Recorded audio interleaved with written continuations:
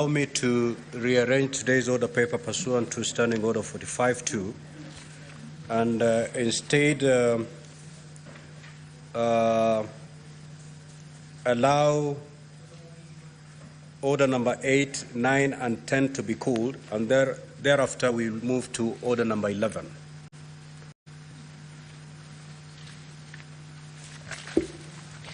Order number 8, the Political Parties Amendment number 2 Bill, Senate Bills number 26 of 2024, first reading.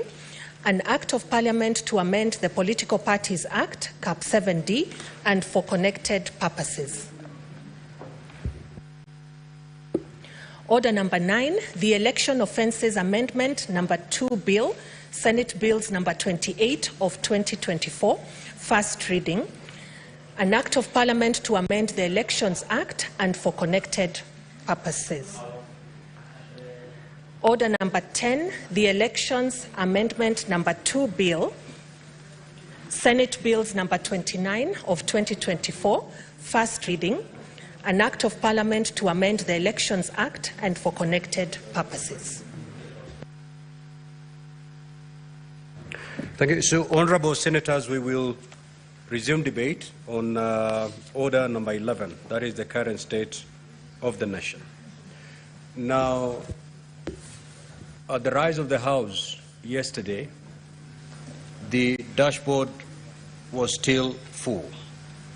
And the chair then ruled that we are going to start with the honourable senators whose names were reflected on the dashboard when we rose yesterday.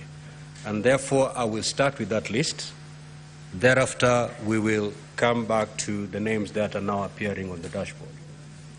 Now, honourable senators, inasmuch as we agreed that there should be no points of orders called on members who have the floor, that calls upon each one of us while on the microphone to be responsible for the statements they are making. Please be factual. This does not mean that we have suspended our standing orders. Our standing orders are still very much running, and therefore, inasmuch as you are not going to be interrupted by way of points of order, please take responsibility of your statement and try to be as factual as you can. I was watching debate yesterday, and we were abusing that particular window that we had given yesterday. With that having been said, Senator, proceed to read the order. Order number 11, motion, the current state of the nation. Senator Beth Siengo.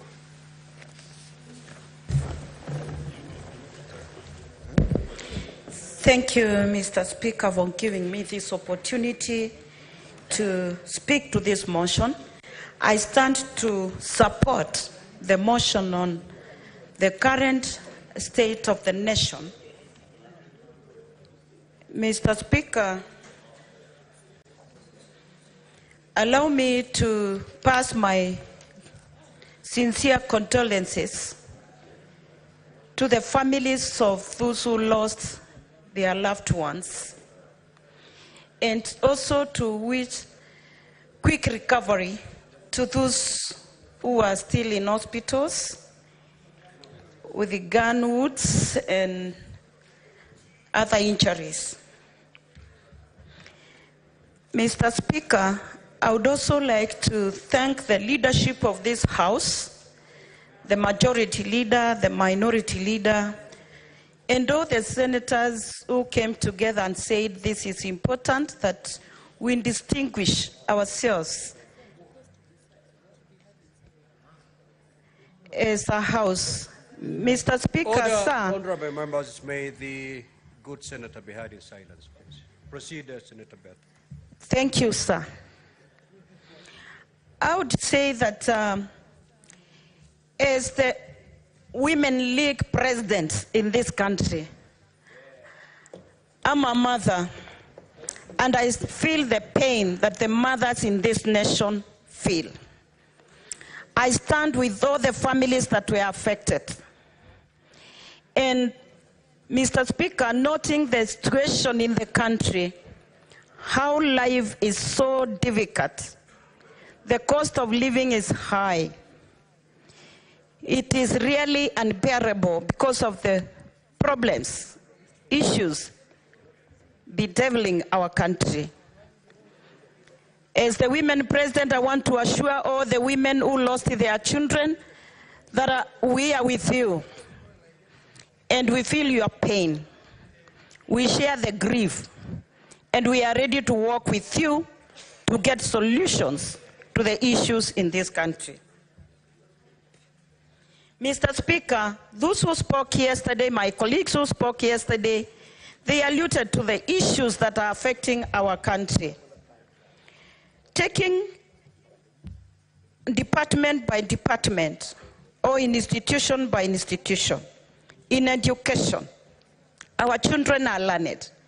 Many are graduates from different universities, but they are jobless, they are tarmacking. And looking at the education system in the country, there is a lot of challenges. Confusion in GSS teachers who are not employed. CBC curriculum that is not properly defined. Issues concerning how the new system is being implemented. Those are issues Kenyans are looking at. I want to congratulate the Gen Z who took the lead to open eyes of so many and say there are problems in this nation that needs urgent attention. Mr. Speaker, in the health sector, issues of confusion shifting from NHIF to SHIF to whatever, something that Kenyans cannot hold on. They have been promised universal health care. That is not happening. These are problems the Gen Z have also seen, as many of us have been saying. The economy that is suffering.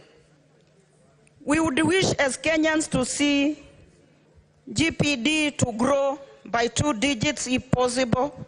But where are we? Our economy is affected by corruption and so many other issues. In agriculture, Mr. Speaker, there are a lot of problems. I am a member of Agriculture Committee in this Senate. And as a committee, when the issue of the fake fertilizer came up, as a committee, we went to the ground. We interacted with farmers. We got seeds of the fertilizer, fake fertilizer, where Kenyans were given stones and pieces of donkeys. We called the stakeholders who were concerned. They came in this chamber.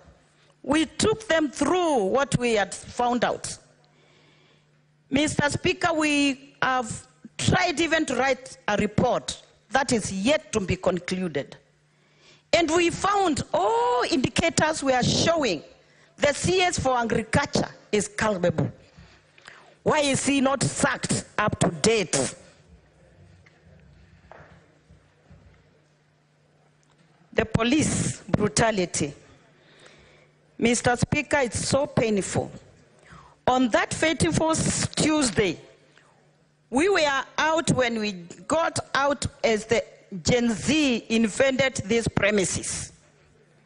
I remember I was with my colleague senators here, Senator for Nairobi, Senator Catherine Muma, and we witnessed as the soldiers, the policemen were shooting our innocent, unarmed young men and women.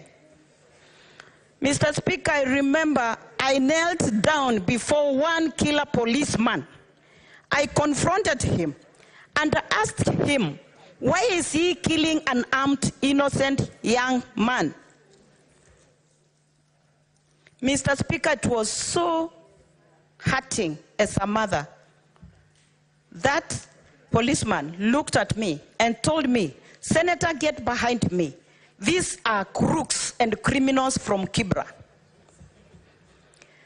The student who was being pursued removed his identification card, a student from a university. But the policeman could not hear anything of that. He shot the man dead. It was so painful. Why should we have police who should keep law and order in the country, protect citizens and property, killing our young men and women? Mr. Speaker, it has been said, and it was said yesterday by many of my colleagues, on the wastage in this government. Kenyans who are suffering, they have no jobs, they are tarmacking for over 10 years, they have nothing to put on the table in the evening. They are seeing all this. More than 20, 30 vehicles in a convoy of our leadership, of leaders in this nation. It pains to see how our resources are wasted, yet people are suffering. Unemployment has already been mentioned, and it is making our people suffer more. When those who are in a position to employ, Mr. Speaker, they are practicing nepotism and tribalism. You get to an institution, and somebody who is in a position to employ has brought relatives or people from his community, they are leading. I'm also in this house in the Committee of National Cohesion, Equal Opportunities, and Regional Integration. Mr. Speaker, we have called so many heads of institutions to come before us. And what is the repeated issue? That we find out people employed in those institutions come from at least 2 tribal groups or communities. They take 73%, they take 80%, leaving the rest of the Kenyans to struggle for 15% or maybe 20%. What are we telling our people in Kenya? It is so bad. Impunity. When people refuse to obey court orders, what are we communicating to those young people and all Kenyans looking at us? Corruption. Where, Mr. Speaker, we have new billionaires in town. Since the takeover of the current administration, I hear even in this house we have new billionaires. Where are the rest of Kenyans when we have new billionaires and Kenyans are suffering? And they are billionaires courtesy of corruption. Tendering processes, they are so skilled for specific people to make money. When a few are making money and a majority are suffering, what are we telling Kenyans? That Kenya has become like what we call the animal farm? Mr. Speaker, I would request that you intervene again and request the senators to... Order. Senator Enoch and Senator Mogeni. The senator speaking. Kindly allow me to give my submissions, and you can continue conversing and making your arrangements. Proceed, Senator. Thank you, sir. Thank you, Mr. Speaker. Mr. Speaker, I was saying before I lose my point that corruption is so rampant in this nation, and Kenyans are looking at us and saying people are getting into leadership so that they may take advantage of those positions and make money. It is wrong. Kenyans are hurting when they see very few people who become billionaires, while majority or masses are suffering. Mr. Speaker, lack of inclusivity is very serious. As I have stated, where I sit in the Committee of Equal Opportunities, and we see Kenyans not given chance, they are not employed. When their employment positions or chances, they are given to people from specific ethnic communities. Mr. Speaker, my heart sank when I confronted one CEO of a certain institution in this nation. And when I asked her, why do you have only 2 tribes getting the big chunk of positions in this institution? She told me, sometimes, madam, we are under instructions. We are asked, when you do your employment or recruitment, you should know where the government belongs. Very sad. Mr. Speaker, when the leader of majority, who is now making noise with the senator for Nyandarua, kindly allow me to draw your attention, leader of majority. Yesterday you became an angel. I know you are born again. You are a new brother in Christ. I really appreciate that, majority leader. Kindly allow me to draw your attention that yesterday, or when we were conversing about this, you gave direction that as we speak of the problems and the issues affecting the country, we should also make proposals of what we think should be done to move Kenya forward.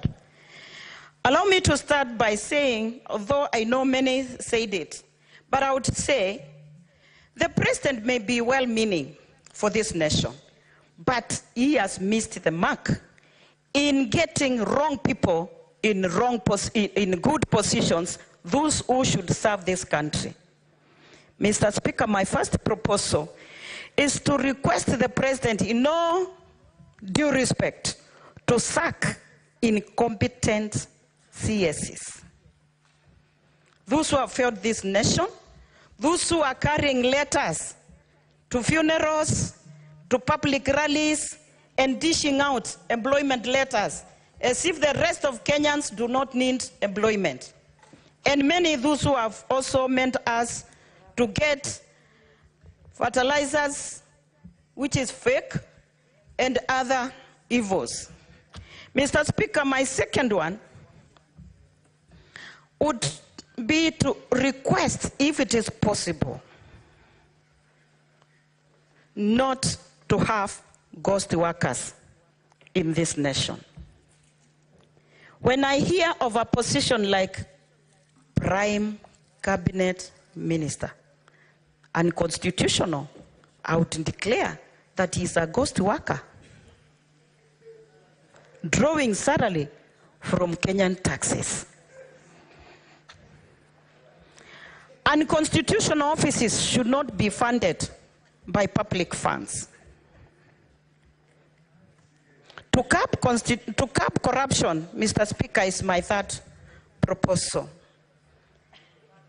Let us be truthful. Let us be truthful. Let the government be truthful and stop those who are corrupt. Let us see serious action taken, people put to jail. When prominent people are put behind the bars, then people will fear, others will fear to practice corruption or to do corruption.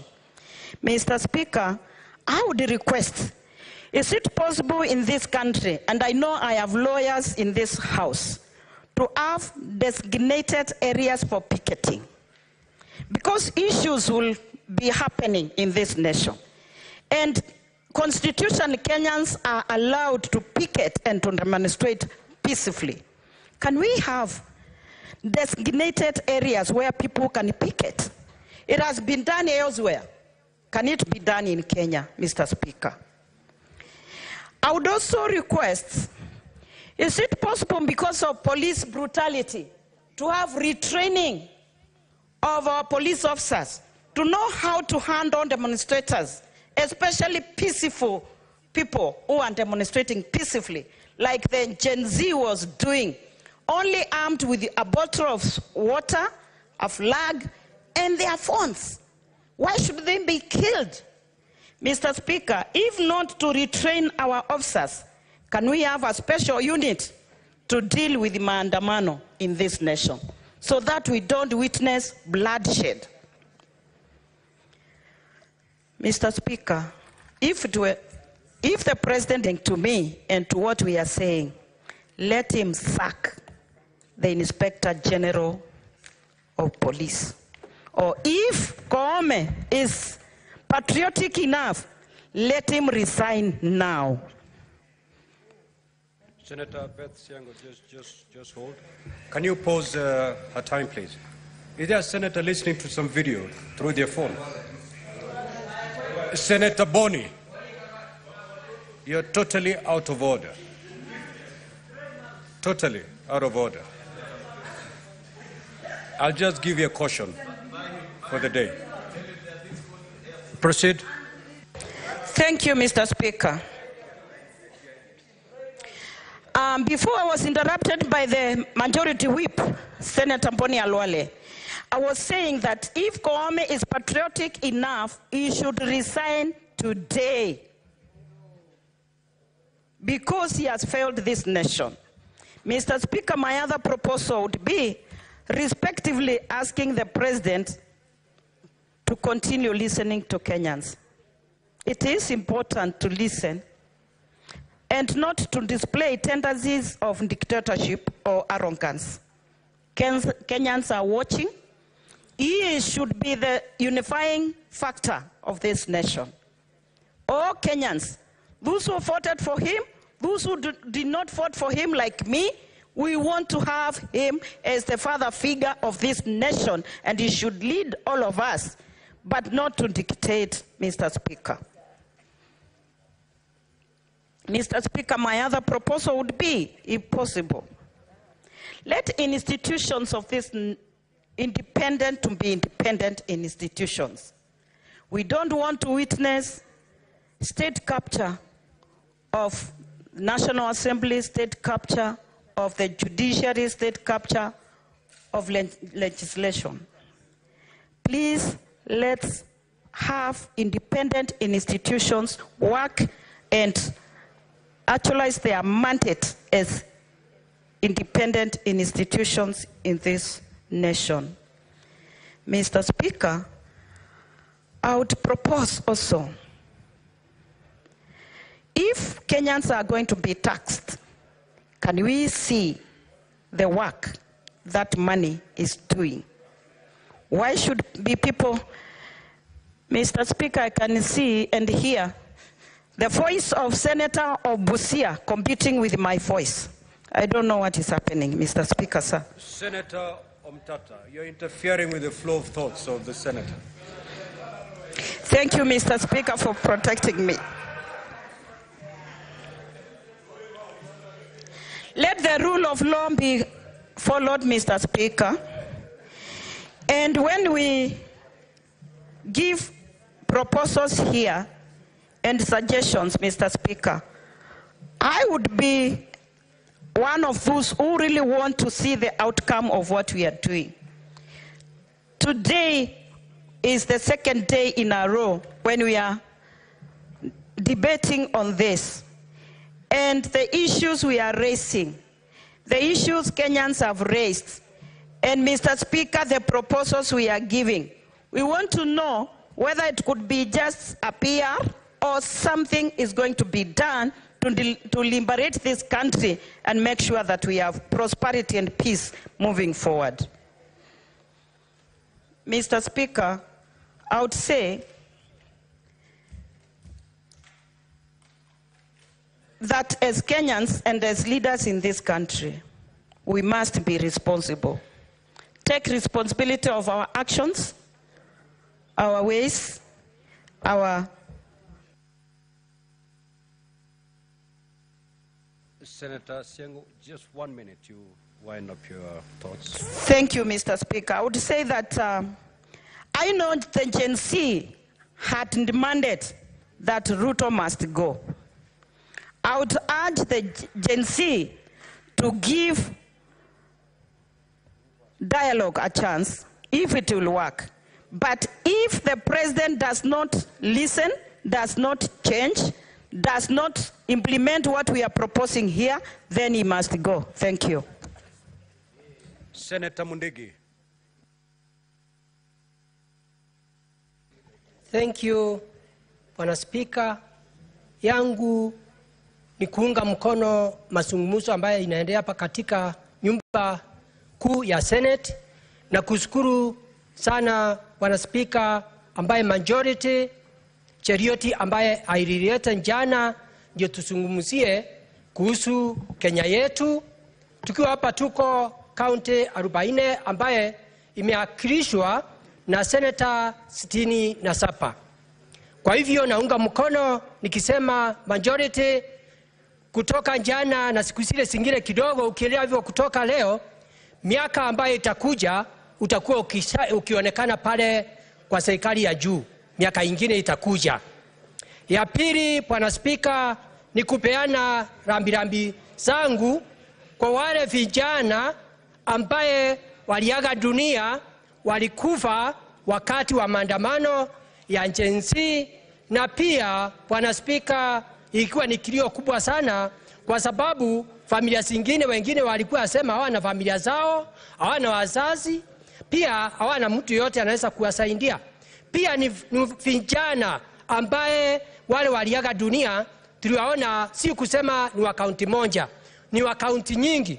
Kwa hivyo nataka kusema nikiwa senator wa Embu County pamoja na Embu County na peana rambirambi yangu zangu nikiwa nimetoka Embu County.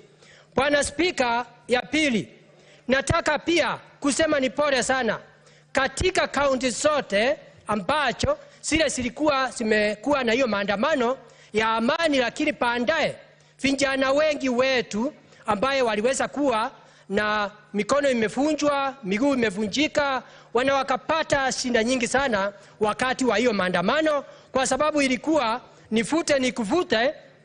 Ilifika pahali ikawa kama ni maandamano, ikawa sasa ni mambo ya wizi ya wale watu ambaye waliingilia. Sasa ikawa maandamano inaleta shinda ni askari na vijana wetu Gen Z, na pia na wale watu walikuwa wataka kupora mali.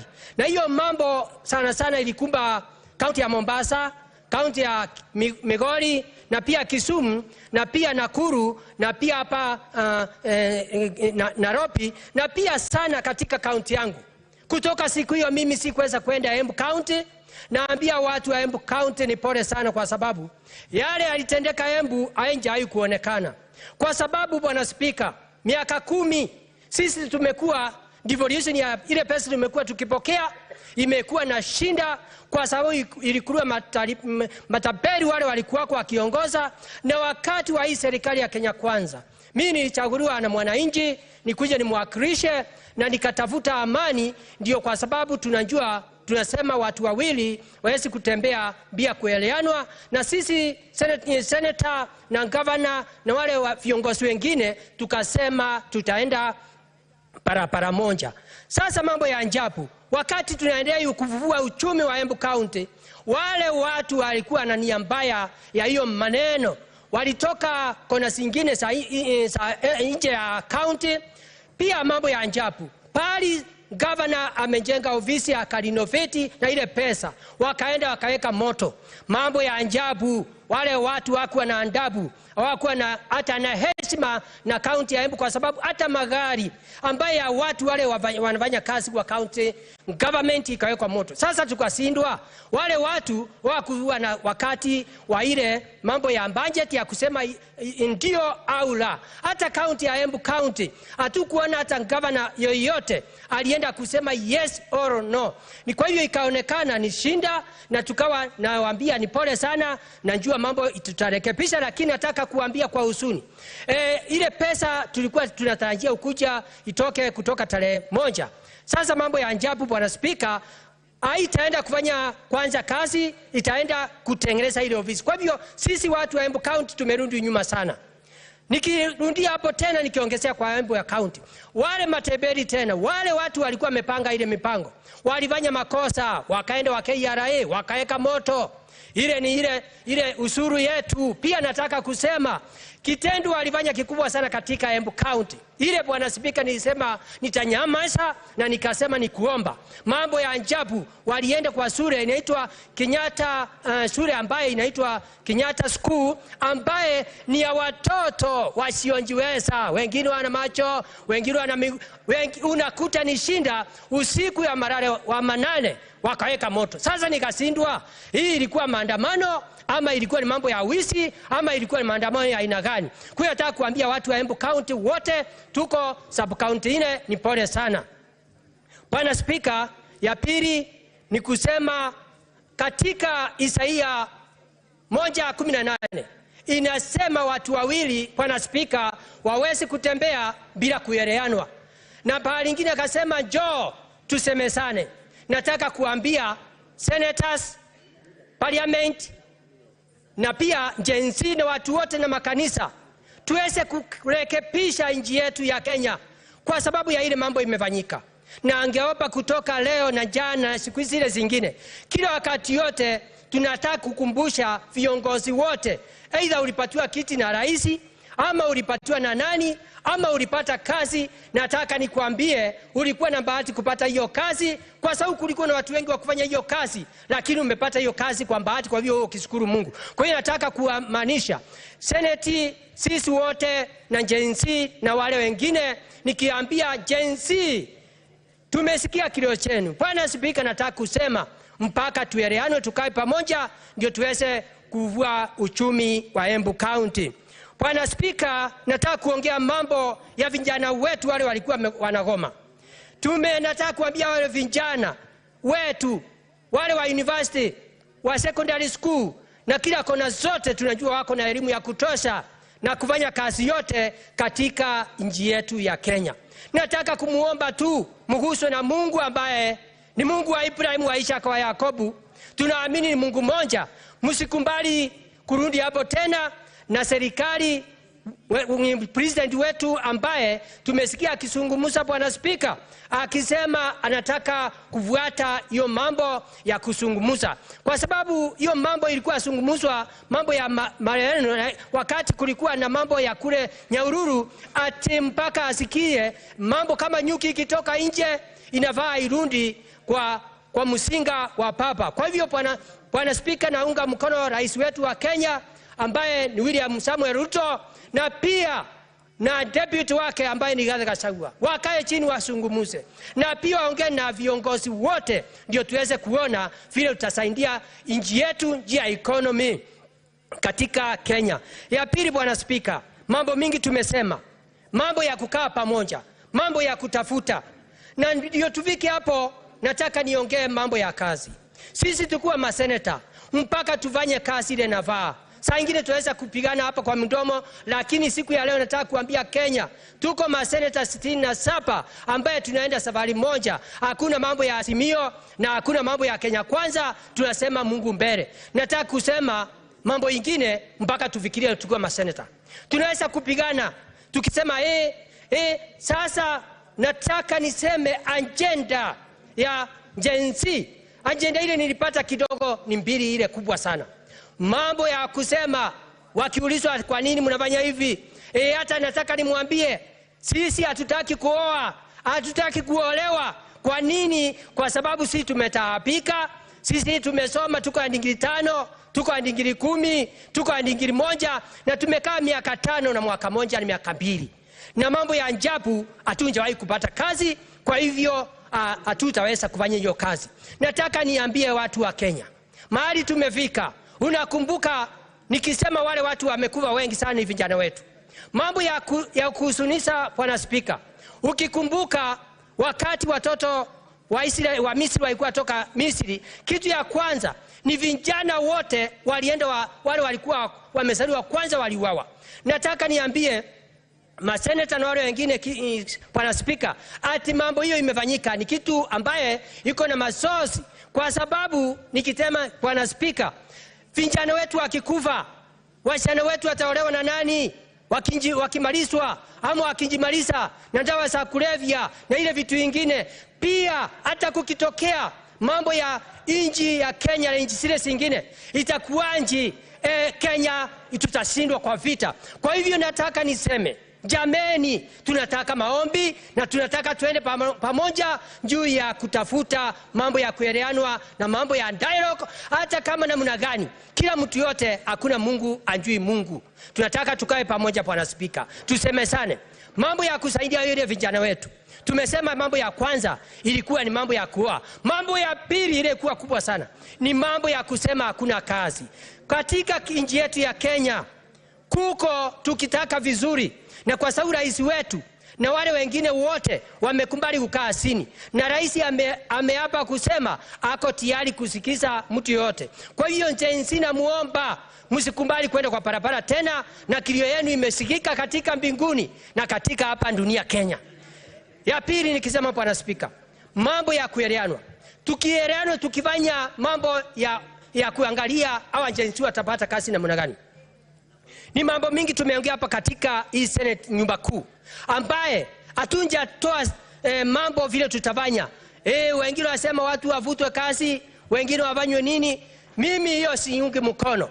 Ile inaweza, kwa sababu unaweza kuvuta kazi mtu, na pia hakuna mambo ya kuangalia kazi namna gani. Hata ukimbakia na watu 5, kuna watu wengine wambaya, hata kama katika Biblia kulikuwa na watu kama Judas, na alikuwa peke yake na akaharibu mpaka ikalete shinda katika ulimwengu. Sasa nataka kusema, Bwana Spika, tukitaka vizuri mpaka tuanje kazi kwa wizara ya ambaye ni ya CDF, ambaye kila constituency iko na pesa nyingi. Tuweze kuangalia, kuna vijana wanataka kufanya kazi katika masinani, wanavaa kama kazi ya kujenga, ile kutumia ile pesa, na pia hawana pesa ya kufanya kazi. Tungeomba serikali ya Kenya Kwanza, wale njenzi kutoka sasa, waheshimiwa wote katika Kenya mzima waweze kufanywe yaangaliwe, kuonekane ile 30% ambayo inasema jenzi ama vijana na wasionjiweza ama hiyo kitu wanapata, na kama wapati waweze kupata. Hiyo ni kitu ya kwanza ya kuangalia kazi ya hawa jenzi. Kitu ya pili, Bwana Spika, tukitaka kuwasaidia vijana yetu katika county, tuko county 47 na tuko na wizara 10 na siko na mambo mingi. Bwana Spika, ningeomba magavana wote waangaliwe vile itakuwa na mambo vile wamekuwa wakifanya kazi. Mtu yote kwa county, na kama kazi yake imesembea, watu waweze kupelekwa, wengine wale wameimba pesa wafanyikazi wapelekwe kotini, na pia wale wengine wavutwe kazi, ndio watoto wetu waweze kufanya zile kazi, kwa sababu wako na usunja na uelevu wa kisasa ya kufanya kazi. Pia tukitafuta kazi nyingine ya tatu katika national government, tumesikia rais wetu mpenda kila mtu wote na amekubali kunyenyekea mambo ya NEA, National Employment Authority. Tunamuomba aendelee kuweka hiyo mkazo, ndio tuonekane vijana wetu. Kama tunajua mimi ni committee member walipa, tukianza miaka 2 imeisha, kulikuwa na shinda kule ambayo vijana wetu walikuwa naenda, walikuwa na shinda nyingi. Lakini sasa serikali imetenga hiyo department na itakuwa na mambo zake. Ningeomba rais wetu, watoto wengi wanasema wana passport, watoto wetu wanasema wana kitambulisho, hao watoto wote kuonekane kama ile pesa imetengwa ya CDF ikatwe kidogo, ndio iweze kupatia hao watoto passport, kwa sababu anasema wana pesa, na ikatwe kidogo waweze kupata vitu zote ambazo itaonyesha hata kupimwa na hata kila kitu, ndio hao watoto tuweze kuona within miezi kidogo kama watakuwa wakienda huko nje. Bwana Spika, naunga mkono hii kitu. Ningeomba tukitafuta kazi kwa watu wetu, ningeomba ministry, tuko na wizara 21 ya serikali, ifanye upelelezi, ionekane kutoka huko juu na mpaka chini kazi namna gani, kutoka chini mpaka juu ionekane kazi iko namna gani, na kama mtu amesembea kazini aweze kutimuliwa, na wale wengine wamepora mali ya watu waweze kupelekwa kotini, ndio sasa kuwe nafasi ya wajenzi wafanye kazi. Bwana Spika, nataka kusema ukweli, huwezi kusafisha kikombe ndani na nje imeharibika, iko na uchafu. Ningetaka kusema katika seneta hii, seneta 67, tunavaa tusiweze kuwa tunaonyesha kidole kwa mbunge, kwa wale cabinet secretary, kwa president, kwa deputy, kwa wale wengine. Kitu ya kwanza, Bwana Spika, ningeomba tuanze kwa hii Senate ya Kenya ambayo iko senata 67. Tuko kaunti 47. Nataka kusema hivi. Nataka niulize sisi kwa roho zetu. Wakati tulisaguliwa tukiwa maseneta, tuliletwa hapa tuwe tukiangalia vile tunafanya kazi. Tuko na komiti 10, wengine komiti zingine Bwana Spika ni watu 9 komiti, na wengine hawajaonekana. Unavaa ujiulize uletwa hapa kufanya nini? Kutoka Jumatatu nataka kuambia jinsi seneta wote wanavaa kutoka Jumanne, Jumatano na Alhamisi wanavaa wewe kazi. Nataka makaunti muulize hawa magavana na maseneta wanaangalianga kazi namna gani. Kwa hivyo nataka sinda sote tuanze hapo, na vitu zingine tunafanya kaunti namna gani ndio tuweze kuenda kwa wale wengine. Pia ukienda ile nyumba ya MPs unakuta mara mingi mtu anaonekana wakati wa mwisho ndio akuja kuvoti. Muulize hawa watu wanafanya kazi gani. Kwa hiyo nataka kusema mambo ya kusemana pamoja, naunga mkono kwa hii maneno, na ninajua tukiweka Mungu mbele Bwana Spika, mambo ya Kenya tutaenda mbele. Na hapo economy ama mambo yote utakuta hiyo kazi ikipatikana, uzuri ya county na uzuri ya national government, na pia mandeni tuko naye katika Kenya hii tutamaliza na serikali ya Kenya kwanza, ama serikali ya Kenya itakaa vizuri kwa hii kipindi. Kwa hivyo sisi tuungane pamoja, tusiwe watu wa kuonyeshana kidole, ni wewe, ni huyu, mpaka tusemesane. Na nikimalizia Bwana Spika, nataka nikumbushe serikali ya Kenya kwanza na wale wengine wote na Kenya mzima na department zile zingine kutimulia watu ama cabinet secretary MPS haitasaidia. Ile kitu ya kwanza ni kuangalia ule mtu afanye kazi aweze kutimulia. Unaweza kuacha watu wawili na kama kazi haiangaliwe hakuna kitu watafanya. Kwa hiyo Bwana Spika, ningeomba nikimaliza ambaye kusemesana, nataka nikimaliza nataka nikumbushe tena watu wa Kenya mambo ya kusema Isaia. Watoto wa Misri, wa Israeli, wakati walitoka Misri, walifika pahali wakaanza kupigana, kuletania sinda, ni wewe, mpaka wakati kafika, na ndio Isaia akasema, njooni nyote tusemesane. Sasa ni wakati wa Kenya, makanisa, seneti na ngurubu zote na JNC tuungane pamoja kama watu wa Kenya tuweze kusaidia Mkenya, kwa sababu nataka kuambia JNC, Kenya ni ya mtu mzee, ni ya mdogo, ni ya kila kitu. Na ninataka kuhakikishia JNC, hii Kenya ni yenyu. Ukiangalia sisi miaka ile iko sisi tunaondoka. Kwa hiyo nataka mtushikilie na nyinyi mfanye kazi vizuri ndio muweze kulete matunda na na kutengeneza economy ya counties na pia economy ya Kenya mzima. Pia hata mambo ya agriculture. Kule kuna agriculture, kuna agriculture, kuna trendi, kuna cooperative. Pia hizo department, hiyo cabinet secretary wafanye pamoja. Ndio pia county government ipatiane every county power ya manji, ndio wapate ile kazi ikipeano kule, kusimekane watu wakubwa wase wasiende kwa ile na kutafuta masamba. Kila njensi wale wako na mavikira ya kulima, na pia waweze kulima, ndio hiyo masao yao iweze cooperative iwapatie pesa walime, na pia trendi itapute soko huko inji ya ngambo. Kwa hiyo Bwana Spika, mimi naunga mkono. Nikimalizia nataka kuhakikishia JNC kilio yenu Mungu ameisikia, na serikali na Kenya na Kenya hiyo kilio imesikika. Nikimalizia Bwana Spika, hiyo kitu yote ikifanyika utakuta economy ya kaunti zetu 47 hatutapigana, na economy ya Kenya itaendelea vizuri na Kenya itasimama. Kwa hivyo Bwana Spika, nikiwa senator wa Embu County naunga hiyo mazungumzo tuweze kutembea pamoja. Ni mimi senator wa Embu County ambaye ni Daktari Alexander Munyi Mundigi ambaye ni deputy party leader wa Democratic in Kenya kwanza. Asante Bwana Spika, naunga mkono. Asante. Professor.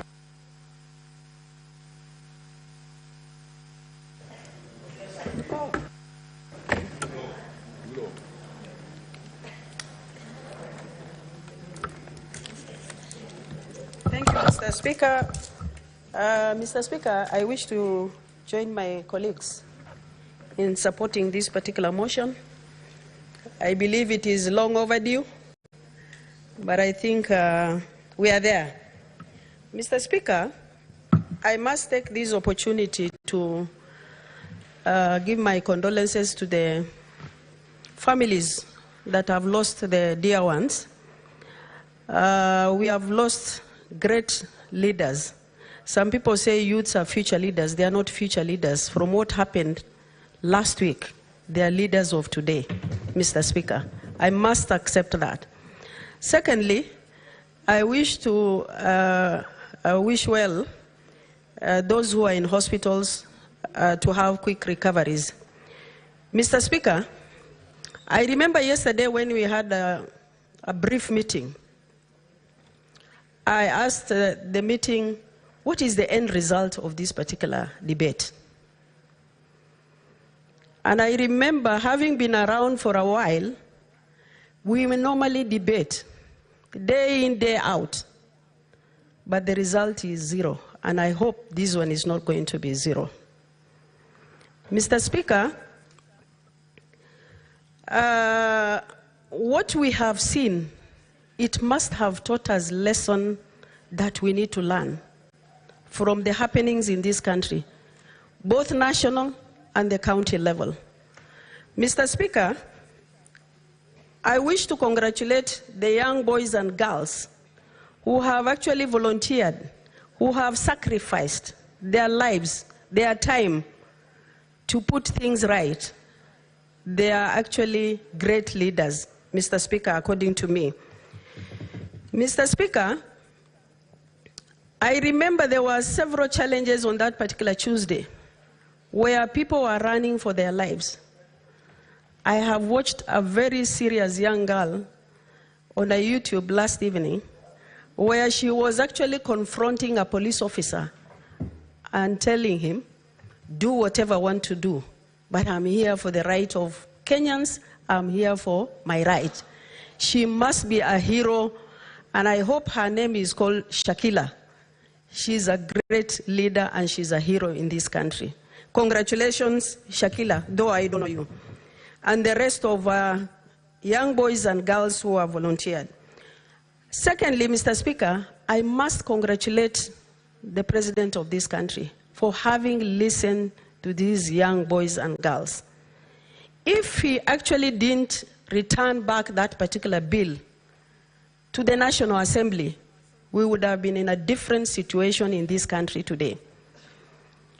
I think, Mr. Speaker, we need to look at our neighbors. South Sudan, North Sudan, Somalia. Those are the countries with very few tribes. But in Kenya, we have 45 tribes. If for any reason that we turn against each other, I'm telling you, we'll finish each other within a week or even less.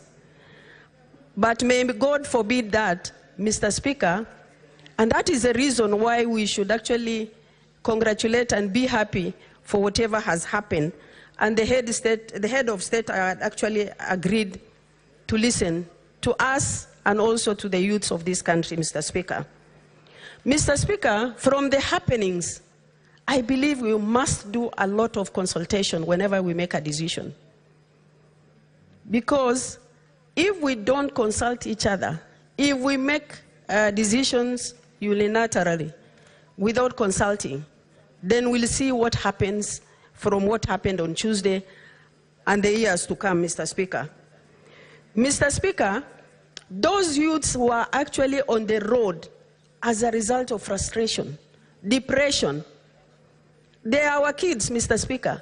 Most of them, especially in our counties, you will see they are into drugs.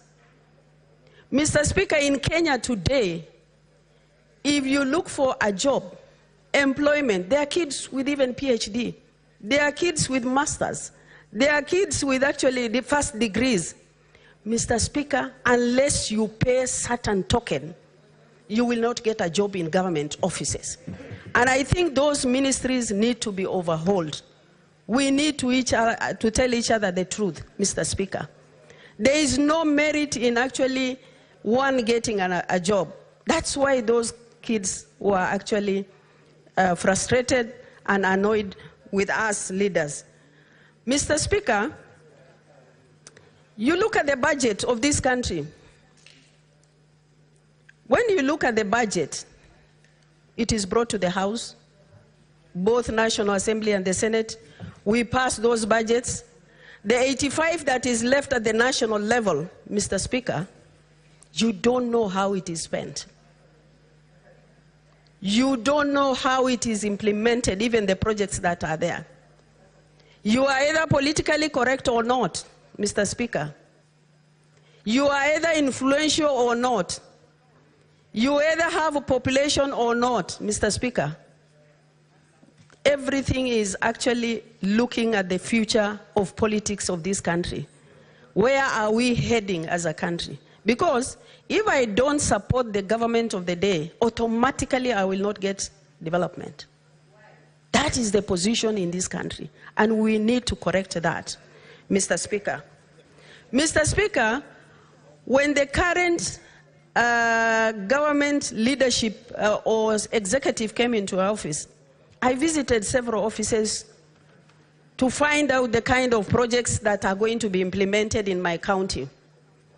I went to a certain office and I was told the project in this area is complete 100%.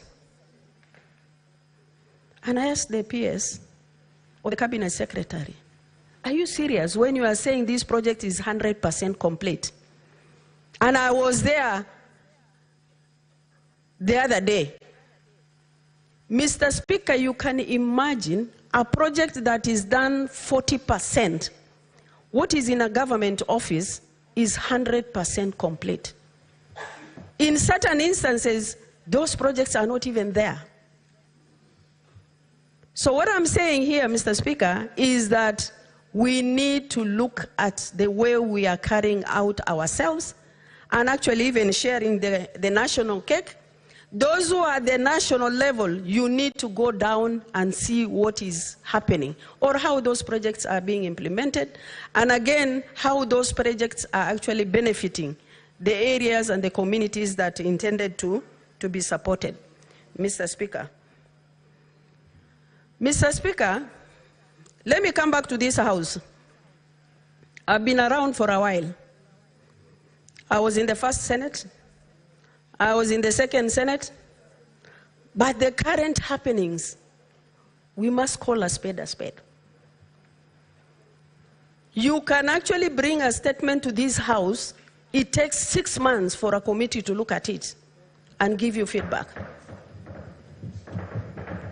Mr. Speaker, you can imagine I'm being confronted even in certain committees. Is it really relevant for you to bring this statement to this committee? When the Speaker on the floor of the House has referred a statement to a committee, I'm being challenged in the committee. A member of committee or secretariat calls my county and tells the governor, what is wrong with your senator? She's always bringing statement to our committee. Mr. Speaker, I think when we correct others, we should also correct ourselves. We should correct ourselves. There is a lot of problem within our committees. Things are not done properly. I can enumerate committees where I have challenges in my counties. Up to now, Mr. Speaker, nobody has responded to those statements. And I don't want to embarrass the committees that I have statements before them. Sometimes you can imagine you are just send the response and nobody bothers how to deal with that particular statement. I wish we could go back to where we started in the first Senate, where responses for those statements are brought back to the House so that everybody can listen and understand those statements and even ask further questions, Mr. Speaker. So, Mr. Speaker, the reason why I am telling this House or ourselves, when we actually point fingers to other individuals or other institutions, we also have challenges here. We must actually correct ourselves. Mr. Speaker, going back to the counties, I have sat in the committees of the House from 2013 up to date.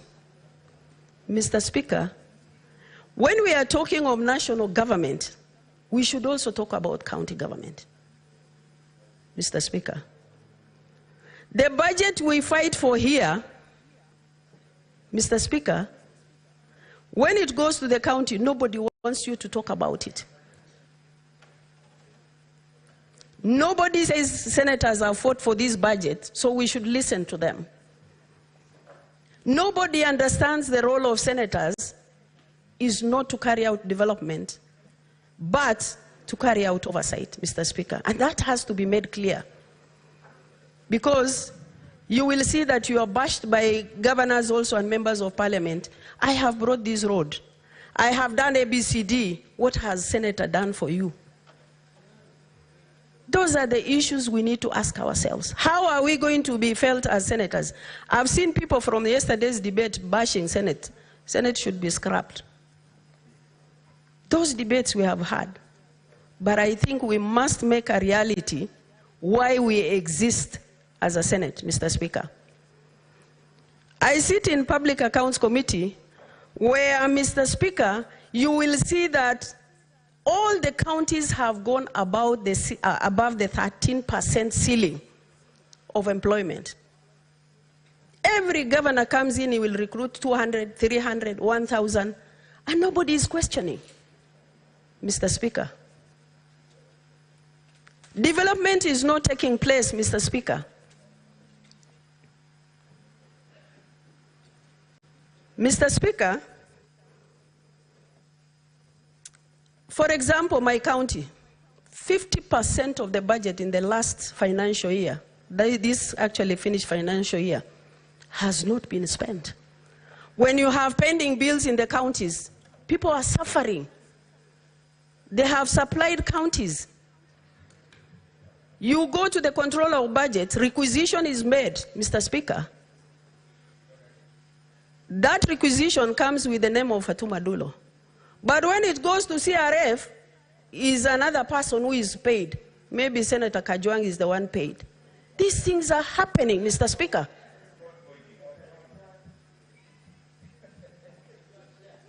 Do you want to challenge me? Proceed, Senator. Don't be Mr. Speaker, it's happening in the eyes of COB, it is happening in the eyes of Treasury. Nobody is bothering. Those who have supplied, Mr. Speaker, are suffering. Those who are owed pending bills, they are not paid. I remember 2019, there was a decision made by this House to stop actually budget going to the counties until they clear pending bills. And they all rushed, Mr. Speaker, to clear those pending bills. And I think that decision has to be made also, maybe next financial year, so that Kenyans can get their money and also service is delivered to Kenyans. Mr. Speaker, if I may look at my county, yesterday I moved a motion to stop budget going to Isiolo County. I was not a fool when I actually drafted that motion. We have instances, I remember 2019 or even 2015, I think Senator Khalwale also tried one time. When the governors refused to appear before Public Accounts Committee. Majority Leader, you may consult, but keep it on the down low. Proceed, Senator. Mr. Speaker, we push governments to allocate budget to counties.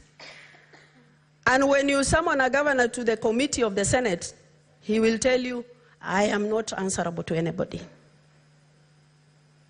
I am not actually obligated to respond to anybody. It's in public domain. We went as a Senate committee to Isiolo. The end result is we all were abused in public. All of us. And actually some of the senators who came there, why can't you oversight Homa Bay? I remember Senator Kajwang being told, instead of coming to Isiolo. We have a right as senators to go to any county. I thought I have 20 minutes, Mr. Speaker. Mr. Speaker, I brought a statement on the floor of the House regarding a morgue. Up to date, that morgue is not operational. The governor refused to appear before Health Committee. Mr. Speaker, after the committee has issued a warrant of arrest to order to DPP and IG, the governor rushes to get a court order to stop Committee of the House operating. And we need a ruling from you, Mr. Speaker. I have never seen where a governor can stop decision of particular committee. We had a P committee where actually Senator Olekina was abused in a committee. And banging of the tables happened. What kind of respect do we have? There are no structures in those counties, Mr. Speaker. I'm not talking about Isiolo only. If you look at the budget forums are not working. Supplementaries are carried. Members of public don't know. Mr. Speaker, I think we need to have a serious discussion as far as the counties are concerned. Mr. Speaker, if I am allowed, of course the law allows 50% to stoppage. We must actually have a lesson learned by certain counties that are disrespecting this particular house. There must be consequences. Because if we don't have consequences, like some guys in Isiolo Senate, where will Senate take us? We will come, listen to them, we take photos with them, see them outside the tent. That is the end of it. That is the story that is there in the counties, Mr. Speaker. We must be held accountable, Mr. Speaker. For example, Mr. Speaker, a county that is getting a budget of 5.2 million, it's recruiting 32 chief officers. 32 chief officers. And the governor says, nobody will ask me. He has over 20 advisors when the law allows only 3. 20. Every department has advisor.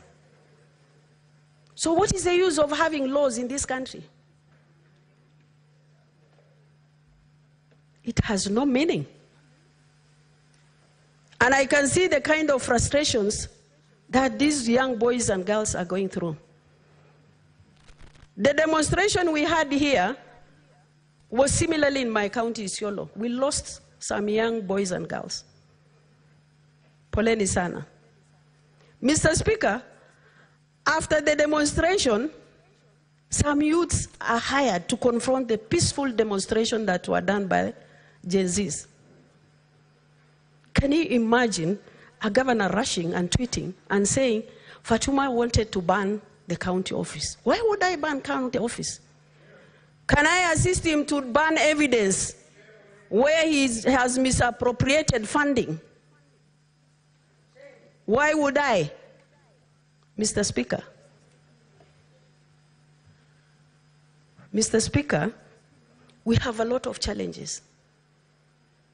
If this debate that we are carrying out today will solve the kind of problems we have, both nationally and at the county level, Mr. Speaker,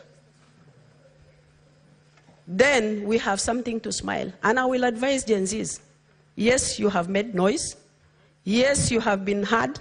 Put your structures in place to hold everybody accountable. And I must congratulate you today, we didn't have demonstration. Congratulations. But come together and make sure that whatever you have actually listed down have been implemented. Mr. Speaker,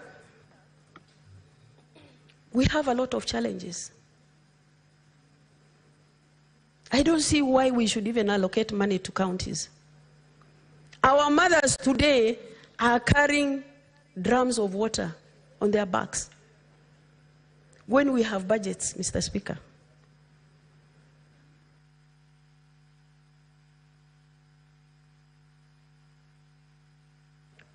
Senator Dulo, 2 minutes to wind up your thoughts.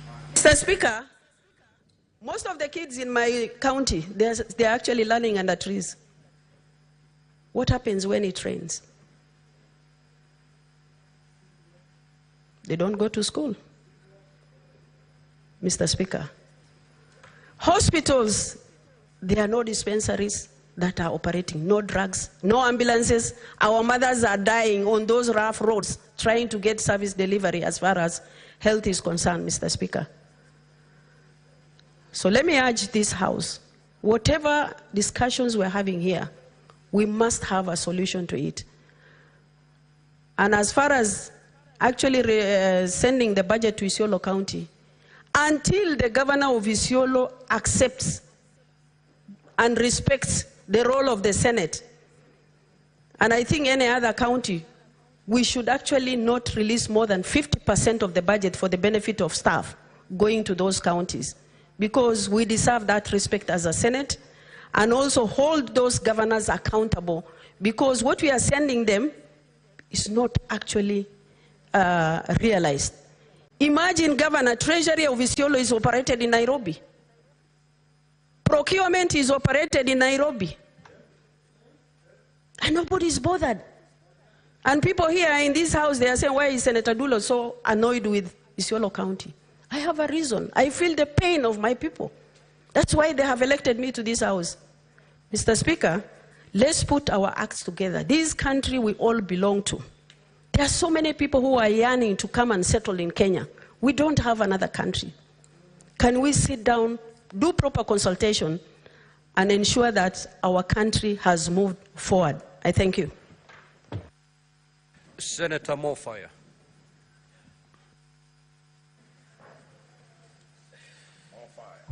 Thank you very much, Honorable Speaker. Let me start by thanking the brains behind this motion, the leadership of this House from both divide, including Senator Wambua, who really came up with this idea of having to address the affairs of this nation after having some few instances in the last 2 weeks or so. Honorable Speaker, before I give my speech, I would want to dedicate my soul and spirit to the young ones who lost their lives, to the parents, to the relatives, and the entire family, because it is the record that this country lost lives in the last few years, even a few days, out of the protest that were brought by our sons and daughters. Honorable Speaker, I want to convey my gratitude and greetings from Tharaka-Nithi to the majority leader of this House, to Senior Kalwale, to Sifuna, because I've received several messages, even to you, Honorable Speaker, because I've received several messages and calls from people from Tharaka-Nithi, congratulating each one of you for fighting it very necessary to make sure that we have a account address, because the Senate now is a slave for this country. We have been celebrated across the board, and people are saying this is the Senate that we really voted for as per the Constitution. We have really redeemed ourselves, and we have restored our sanity as a House. Honorable Speaker, I belong to Kenya Kwanza government, having been elected Senator for Tharaka-Nithi by majority votes in the last elections. Honorable Speaker, I'm happy that this House has disregarded party affiliations and decided to confront issues without having to say you come from Kenya Kwanza or Azimio for that matter. And that is patriotism, Honorable Speaker. That is being patriotic, because as quite a number of speakers have just said, we do not have any other country other than Kenya. Honorable Speaker, do you protect me from the leadership? I can see Medhu is making a lot of noise, maybe from some quarters, Honorable Speaker. Order, Senator for Laikipia. Resume your seat. Proceed, Senator Mofire. Thank you very much, Honorable Speaker, for that. You know, Honorable Speaker, this government came into being through some very common phrases. I remember we went around the country, and our common phrase was bottom up, the hustlers.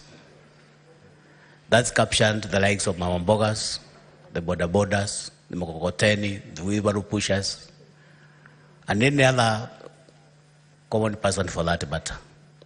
And we rode on that spirit, and we were voted enormously for those praises. Honourable Speaker, I remember the vows and the promises that we made. Within 100 days, we shall have done this and that. Within 3 months, we shall have done this and that.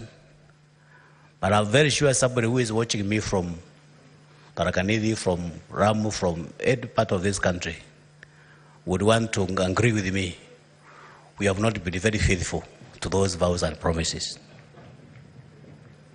We might have been distracted maybe by some economic issues or policies, but that is not, and that is not and will not be the expectations of the nation. It could be too early, but of course the promises were in the next 100 days, in the next 3 months, we shall have this and that and that. Honourable Speaker, we made some confessions. We made some promises that this government will be comprised of Mamambogas, the young people, border, and it was a common phrase, not exactly for the president, for anybody. That was the talk of Kenya Kwanza. Honourable Speaker, what we have seen in return is total contrast to what the promises were. The boys that are routing today in the streets, in the campaigns, we expected them to be in positions. But in return, Honourable Speaker, we have witnessed and we have seen some recycled corrupt faces in this government. Those people with indented history of corruption, some serious moral practices here and there, those are the people who are running the government. We have seen people carrying sacks of money in functions in Harambes, out of cronyism, out of tribalism. And it's sad, Honourable Speaker, I happen to serve in the Committee of National Cohesion and Equal Opportunities, where my senior Senator Chuta chairs. It is very saddening, Honourable Speaker, to find that in this country, 2 tribes carry 3/4 of the entire public service or the workforce at the expense of other tribes. So one would want to ask, why are other Kenyans taking their kids to school? So those are some of the lamentations, Honourable Speaker, that we are seeing in the streets. And I'm happy that the President was able to listen to some of those grievances. And it is important also, Honourable Speaker, to note that even the budget is skewed to favor some cronies, some royalists. You find some members of parliament allocating them some billions of money in their constituencies for development. This one, Honourable Speaker, has segregated, has made some parts of this country look like they are not in this country. I come from Tharaka Nithi County, Honourable Speaker, and there are constituencies for that matter. And I know exactly what I'm saying. So, Honourable Speaker,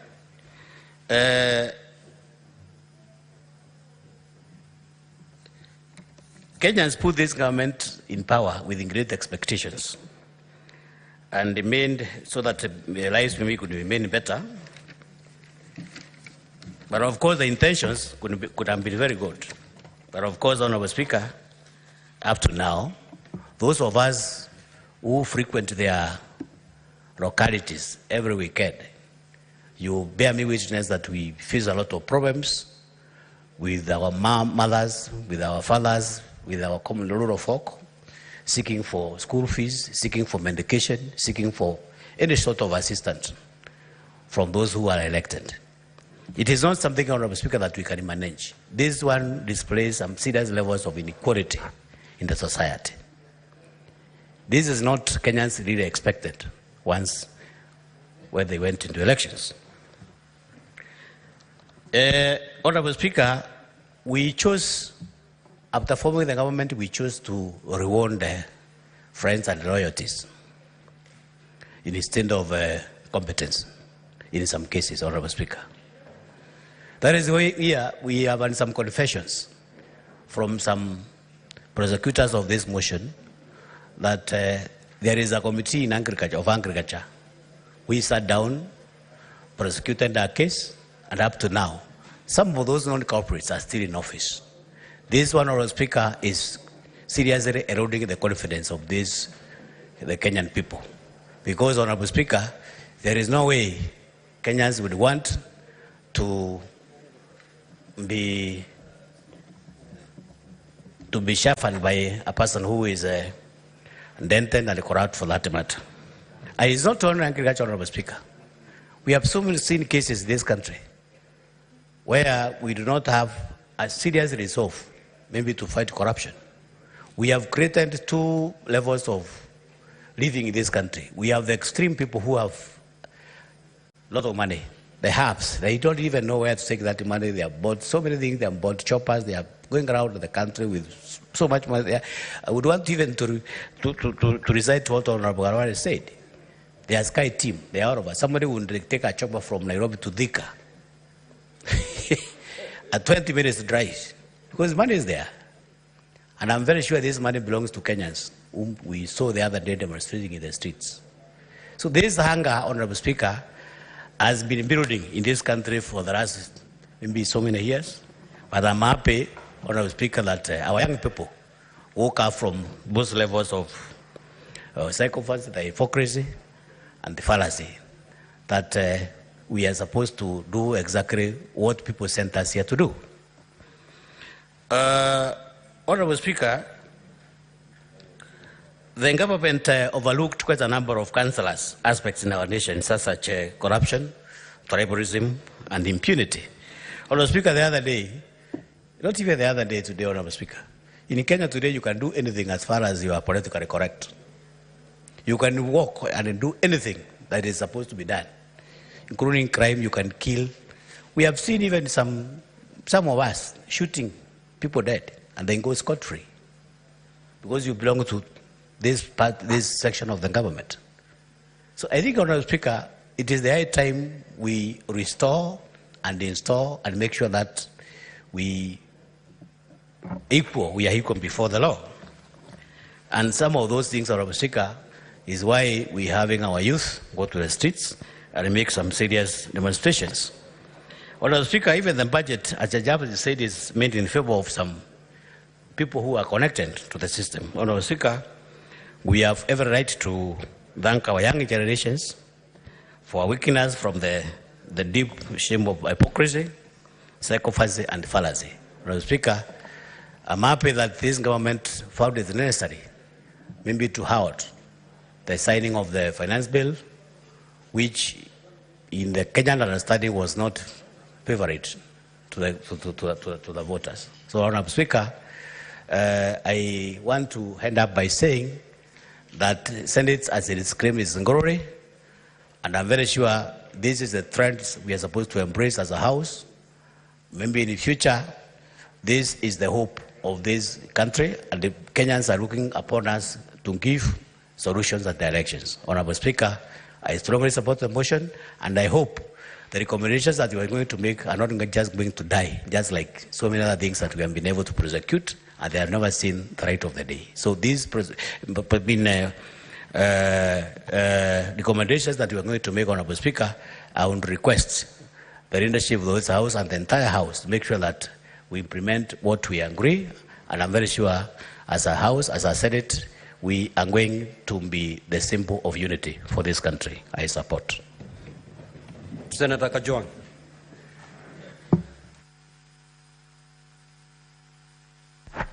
Mr. Speaker, I rise to support this motion and to congratulate the Leader of Majority and Leader of Minority for bringing a bipartisan motion of this nature.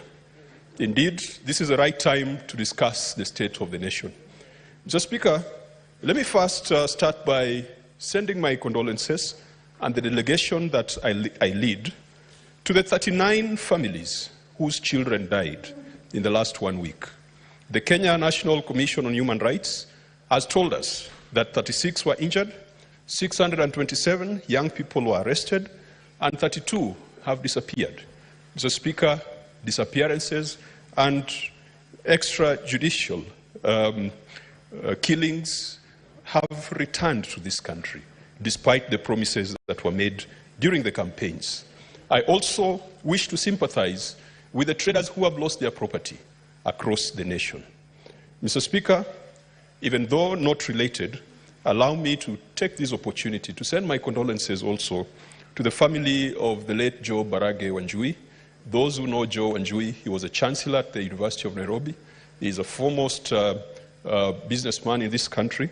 And I send condolences because, Mr. Speaker, Joe Wanjui gave me an opportunity to join the financial services world.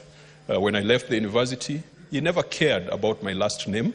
He cared about my ability to serve. And Mr. Speaker, may his soul rest in peace, and we shall remember his sophisticated humility, which I have struggled to emulate. Mr. Speaker, last week when I was in church, the young people told me when I come to this house, I must read out Ephesians chapter 6, verse 12. For we fight not against flesh and blood, but against principalities and powers. The Gen Zs are not fighting against flesh and blood. Theirs is a fight against principalities and powers, rulers of darkness and wickedness in high places. Gen Zs don't want to kill anybody, even though we are killing them. We have snipers in this building to kill our young people. They are not fighting flesh and blood, Mr. Speaker. It is about wickedness in high places, parliament, state house, city hall, governor's premises, across the nation. It is wickedness in high places that the Gen Zs are fighting against.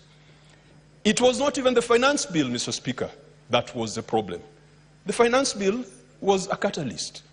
All this started when we decided to force on Kenyans a housing law. In fact, it's a good thing that those young people came to parliament, because we are the ones who passed a housing law and told the young people they can go to hell if they want. We are the ones who passed a health law, which nobody understands today. Mr. Speaker, those people who work for the National Health Insurance Fund, they have no certainty. They don't know whether they have a job. Leave alone a job, they don't even know whether they have a health cover. And yet they work for the National Health Insurance Fund. It was this parliament that brought about that kind of wickedness, that many of our people today do not have health cover. Today, children in schools do not have health cover, something that we thought would be a constitutional guarantee. It was taken away, and this parliament kept quiet about it.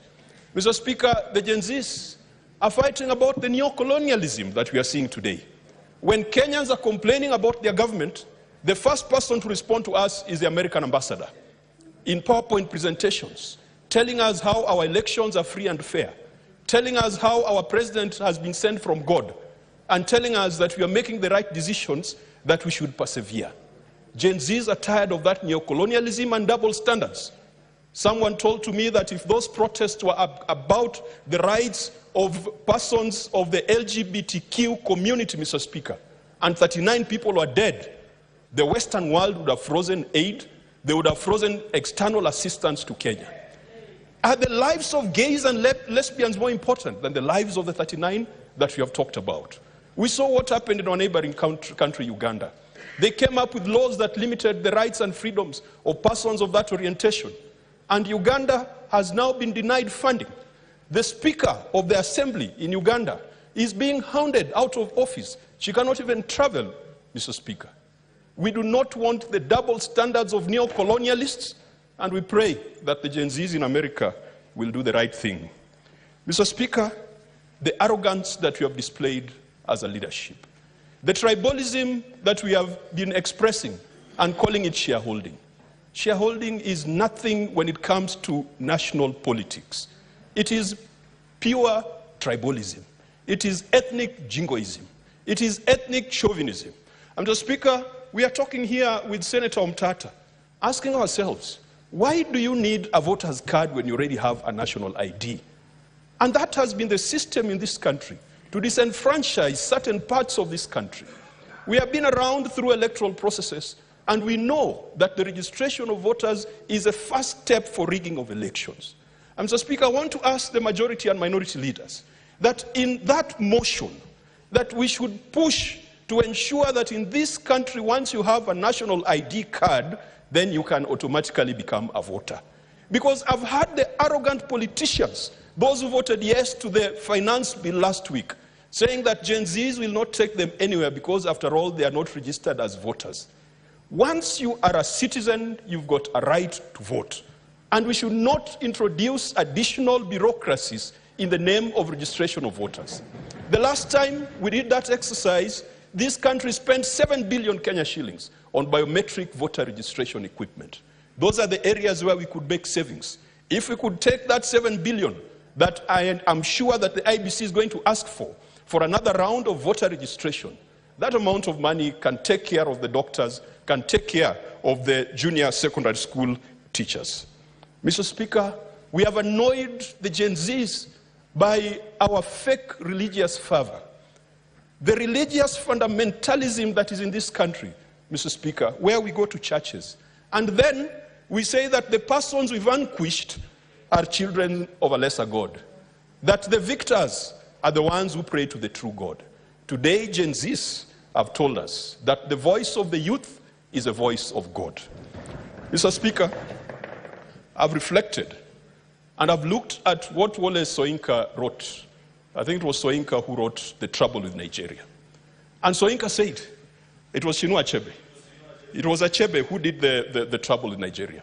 He said, there is no problem with the Nigerian land, the Nigerian soil, the Nigerian air, the Nigerian water, the Nigerian seas and lakes. The trouble with Nigeria, as is the trouble with Kenya, is the failure of leadership. It is a cult of mediocrity. It is indiscipline and it is corruption. Mr. Speaker, ever since Achebe made those very, very interesting remarks more than 20, 30 years ago, Kenya has not learned a lesson. I am so happy about this revolution that our young people have brought upon us, because it is going to change the architecture of our politics. Before, the people who mattered were the leaders and owners of parties. Today, the true bosses are the youngsters, the Gen Zs, our brothers and sisters, our sons and daughters. Mr. Speaker, I heard the president say that he wants to set up certain committees to go around the country to find out what the youth want. But why do you ask for a job when you don't know what the people who elected you want, Mr. Speaker? And sometimes we can propose a lot of things, and yet the solutions lie here in this Constitution. We have a chapter or an article, Article 55 of the Constitution, which talks about specific application of rights with respect to youth. And so instead of the president wasting taxpayers' money with another BBI like circus, I invite the president to read Article 55. That says the state shall take measures, including affirmative action programs, to ensure that the youth access relevant education and training, have opportunities to associate, be represented, and to participate in political, social, economic, and other spheres of life, that the youth can access employment, and that they are protected from harmful cultural practices and exploitation. You don't need a committee to go around the country to come and tell you that, because the framers of our Constitution already put it there. What do the Gen Z want, Mr. Speaker? The Gen Z wants us to be faithful to this Constitution, especially the Bill of Rights, the rights and fundamental freedoms in this Constitution, which belong to each individual and are not granted by the state. And the responsibility of the state, as far as the rights are concerned, is to observe, to respect, protect, promote, and to fulfill the realization of those rights. Why do you have to set up committees and dialogue teams? And yet, in the Constitution, it says every Kenyan has got a right to life. That right to life is not abortion. Those boys who are felled by snipers outside this parliament, we have violated their right to life. The young people want equality and freedom from discrimination. That is an obligation of the state in this Constitution. It should not matter whether you are Cheriot, whether you are Karaoke, for you to access jobs. The other day, I'm watching on TV as leadership of KEFIS, Kenya Plant Health Inspectorate scheme, are talking about a new system that they've launched. The first person to speak sounds like he comes from Meru. The second person to speak sounds like he comes from Meru. The third one to speak sounds like he comes from Meru. The Minister for Agriculture is a former senator for Meru. It should not matter where you come from. Because I don't think that plant health inspectorate services, the expertise only resides in a certain part of the country. But that has been duplicated in each and every ministry. You go to the ICT ministry, everyone perhaps is Otieno, Onyango, Odongo. You go to another ministry of roads, everyone is Cheriot. Fomeru, Senator Kajwang just yield. Senator Fomeru, we agreed before, just take a seat, just take a seat. We agreed before, I'm talking Senator Kathuri. We agreed as a ground rule that there shall be no points of order. Now, there's a reason for that. There's a reason for that. And honorable senators, to get a boil to heal, you don't caress it.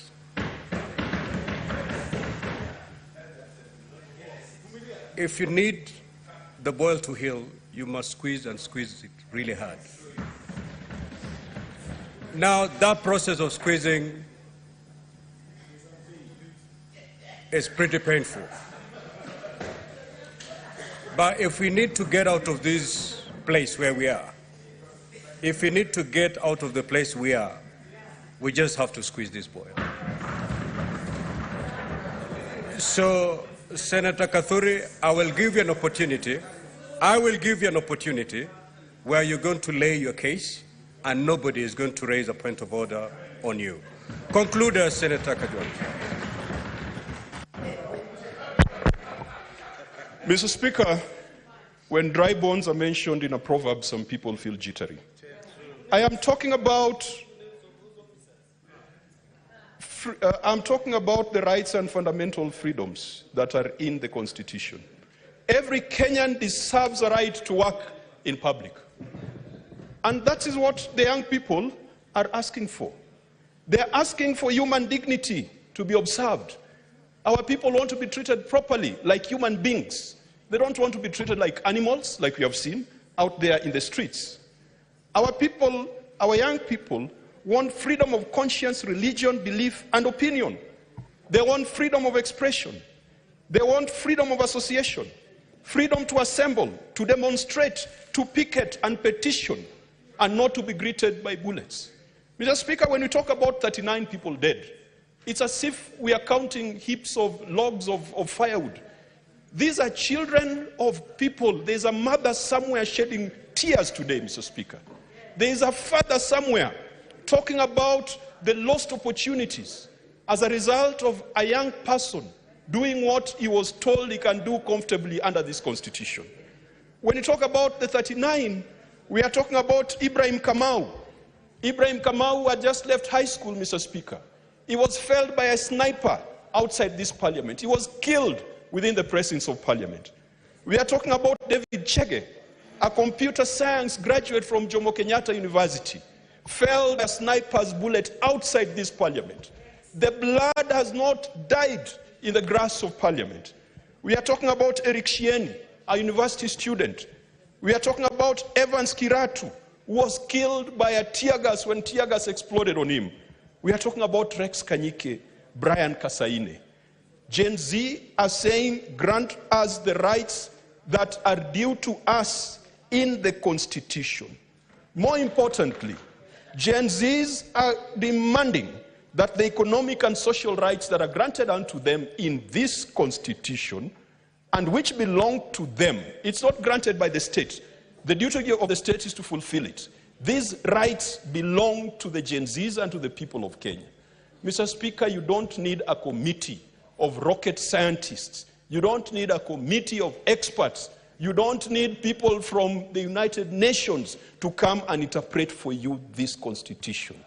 The answers to the problems are all here. Gen Zs are saying, let us ensure that Chapter 6 of this Constitution is observed and fulfilled, because we have made leadership, and particularly political office, an opportunity to lord over other people and not to serve them. Mr. Speaker, I believe that if the government sat back and reflected, they would realize that all the answers and all the solutions are here. I want to propose further, Mr. Speaker, as we craft this motion and as the Leader of Majority brings further amendments. I am particularly disturbed when I see the military walking around the streets of Nairobi. Mr. Speaker, we have seen what has happened in neighboring countries. Let us not tempt our military. Let us keep them in the barracks. Let them do the spectacular job they have always done of defending and protecting this nation from external aggression. When you bring the military to the streets, it is like exposing a child to sugar or a child to honey. It has been seen before, it has happened before. South Sudan, Maine, Mr. Speaker. Sudan was a big economy. It was booming. The agricultural sector, the petroleum and mining sector was booming. Sudan is now in shambles. Ethiopia, Mr. Speaker. Ethiopia was an economy that was competing with Kenya. It was poised to overtake Kenya. Safaricom went into Ethiopia, and Kenyan banks and insurance companies wanted to go into Ethiopia. It was messed up by the military. Our resolution, despite what the High Court has done and what the National Assembly did, let the military take the tanks back to the barracks. That should be a resolution of this House. Number two, Mr. Speaker, I have heard some instances of sibling rivalry. Because the Senate is sitting and the National Assembly is in hiding, there are people who are saying, scrap the Senate. Mr. Speaker, I want to tell those who say scrap the Senate that we've got a good record as a Senate. We have referred 146 cases to the Ethics and Anti-Corruption Commission. And Mr. Speaker, out of the 146 cases, very few of them have been investigated or prosecuted to the final conclusion. And we have told EACC we are going to bring them here before the Committee of the Whole. And Mr. Speaker, I want to tell Gen Z, please pay EACC a visit. There is a problem there.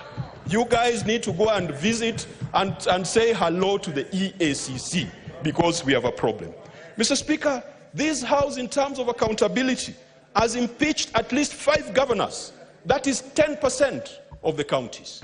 Can our brothers tell us how many ministers they have impeached? This House has gone to the Supreme Court to seek opinions that has developed jurisprudence in this nation. This House in unison marched to Milimani. And Mr. Speaker, in our march to Milimani, the late Senator Haj, the Senator Gideon Moi, the senators that you could not imagine were the ones who are leading our march to Milimani on the concurrence matter. Mr. Speaker, this Senate has taken its services and its sittings out of Nairobi.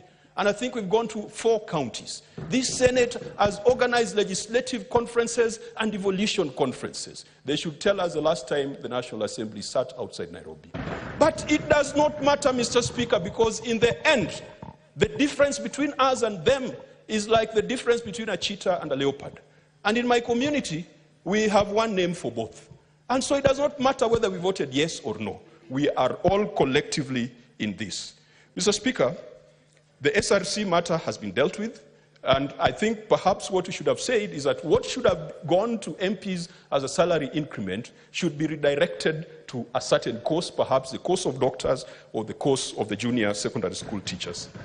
I would like in this motion, Mr. Speaker, for the majority leader to include another action, that the Cabinet Secretary to the Treasury, Professor Njuguna, who has the habit of snubbing the Senate every time we invite him, to invoke Article 225 on any county executive that gets an adverse opinion. What Article 225 talks about is that 50% of funds are withheld until the county comes up with a recovery action plan. And Mr. Speaker, 10% of the money we send to counties is wasted. Not stolen, wasted.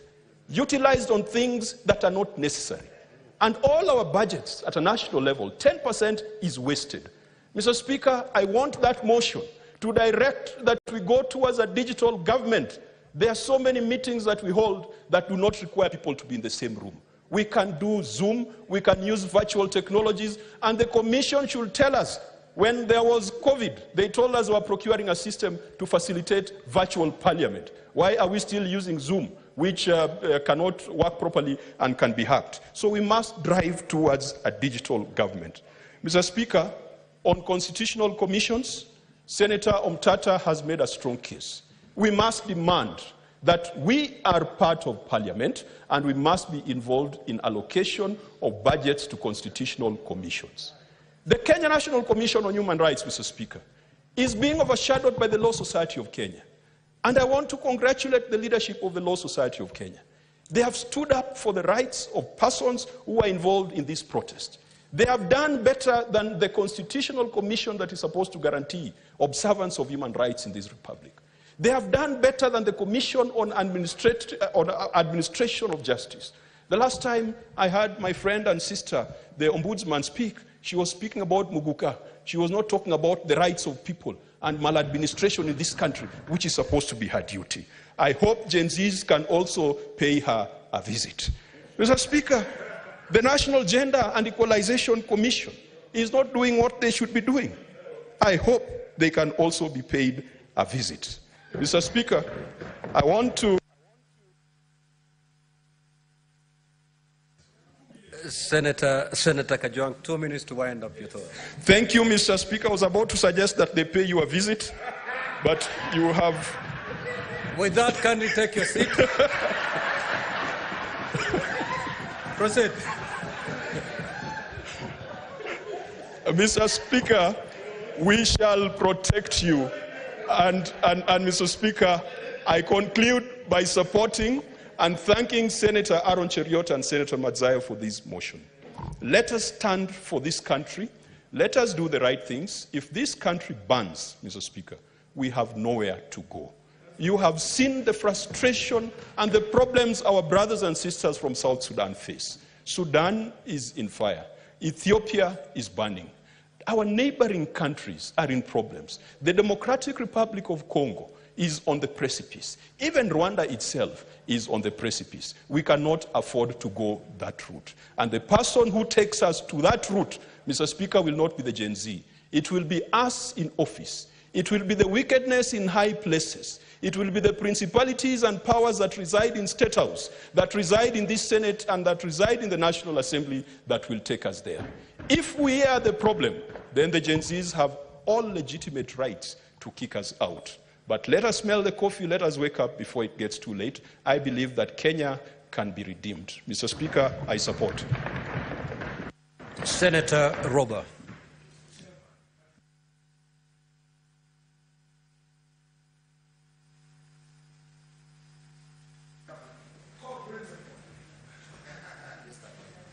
Thank you very much, Mr. Speaker. Mr. Speaker, sir, allow me to start with sharing my condolences with the families and the friends and the entire country for the 34 souls that were lost in this exercise. Now, I just hear from my colleague that the number has gone to 39.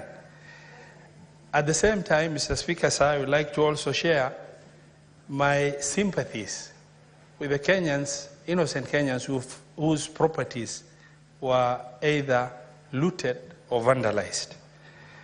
I also stand here, Mr. Speaker, sir, because often little problems that happen tend to overshadow the bigger picture of what our security forces have been able to do.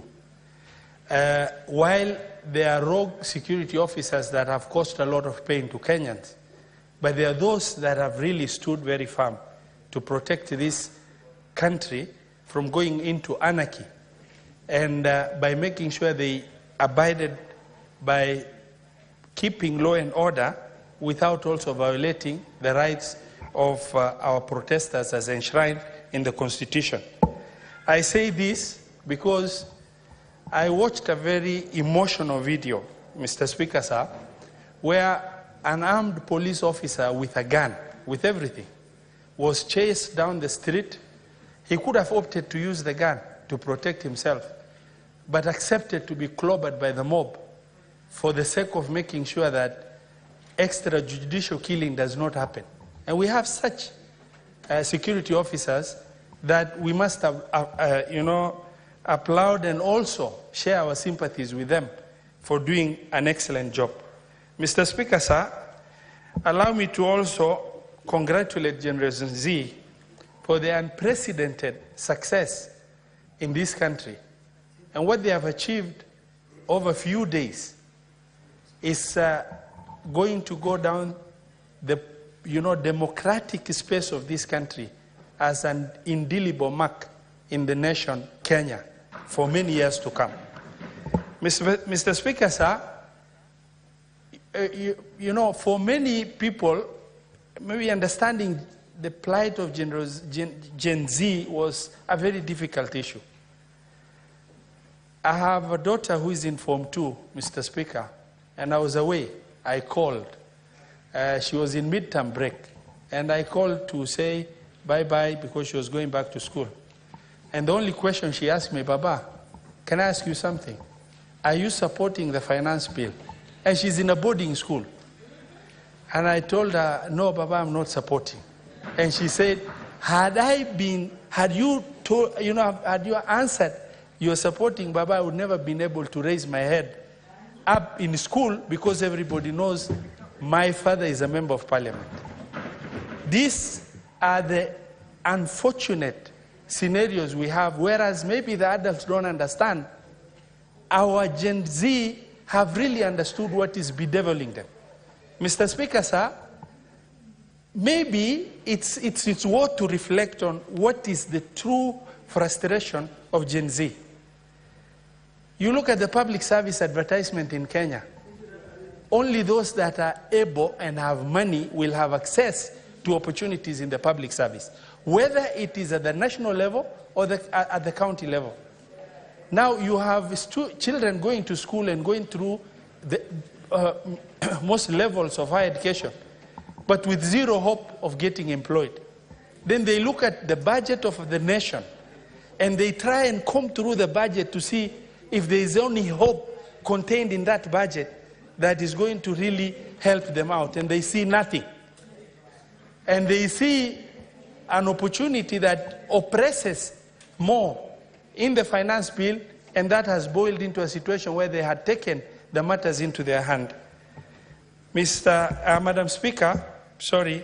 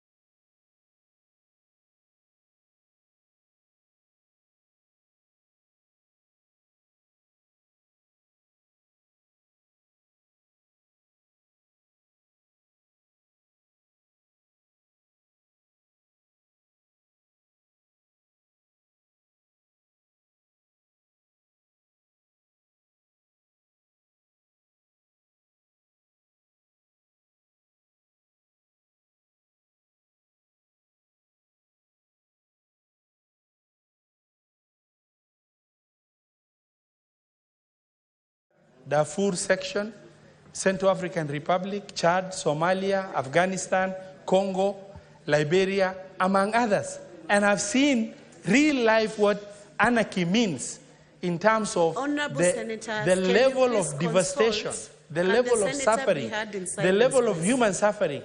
Juncture to really immensely appreciate the efforts of the House leadership, particularly the majority leader and the minority leader, for this bipartisan approach, for us to be able to do sincere self-reflection as leaders in this country, and also as the moment that has really awoken, you know, the true humbleness in the leadership as it is. Madam Speaker, I want to maybe take this opportunity as the Chair of Finance and Budget, because I've seen the memorandum that the President has sent back to National Assembly. That memorandum ought to have also come to the Senate But nevertheless, I want to take this opportunity to advise the Cabinet Secretary for Treasury to be able to get to understand first. Government ministries, whether at the county level or national level, have the tendency to use different words to mean the same thing for purpose of generating budget lines to be allocated money. If the Cabinet Secretary will sit on the budget of the government of Kenya, I'm 100% sure he will be able to come through to reduce the amount of deficit maybe as a result of the finance bill having been rejected by the president. Issues to do with recurrent expenditure, feel good allocations to politically correct individuals in form of development that are absolutely unnecessary, and issues to do with renovation, refreshment, training and development, and many other issues including foreign and domestic travel. I would like to urge National Treasury to really get through, comp the numbers in order to be able to get a rational budget that is able to really capture the aspiration of Kenyans as well as Gen Z in terms of living within our means. Now, Madam Speaker, let me come to the realities of the government of our President, President William Samoei Ruto. Madam Speaker, I was in Azimio in the last. I was in Azimio in the last general election, but after election, through invitation, I managed to join Kenya Kwanza government, and by joining, we happen to have majority in the Senate and majority in the National Assembly. However, Madam Speaker, the President was very wise, maybe enough, to have considered those that have supported him and give them cabinet consideration. However, 2 years have passed. August next month, 2 years would have lapsed in the first term of government. It is about time for the President to be able to really look very, very deeply into whether or not political reward has really managed to help him manage the political government into delivering the result that is required. I say this because I have first-hand experience on many issues. I have examples of cabinet secretaries. I am a co-principal in Kenya Kwanza, but I have cabinet secretaries in this government that have tried to really look for, try to make phone calls to, not for personal issue, but issues affecting the public that have elected us into office to represent them. Phone calls are not responded to. Messages are not responded to. And when you walk to the office that is supposed to be providing services, the offices, the occupant of the offices are not in the office. A period of 6 months have passed, to the level that I decided to take my frustration to the President of the Republic of Kenya and share with him trivial issues that could have been managed at the Cabinet Secretary's office, which is their mandate to do, and the political leaders have a responsibility of representation, which is a critical role that they need to undertake on behalf of the people that elected them into office. And only for the President to call and share the same issues I would have shared with the respective Cabinet Secretary. And I was asked to go and see the Cabinet Secretary. 6 months down the line, I am unable to see that Cabinet Secretary. Now the question I ask myself, my issues are very minor. I can overlook and forget about it. But the question is, who is managing the political government of President Ruto?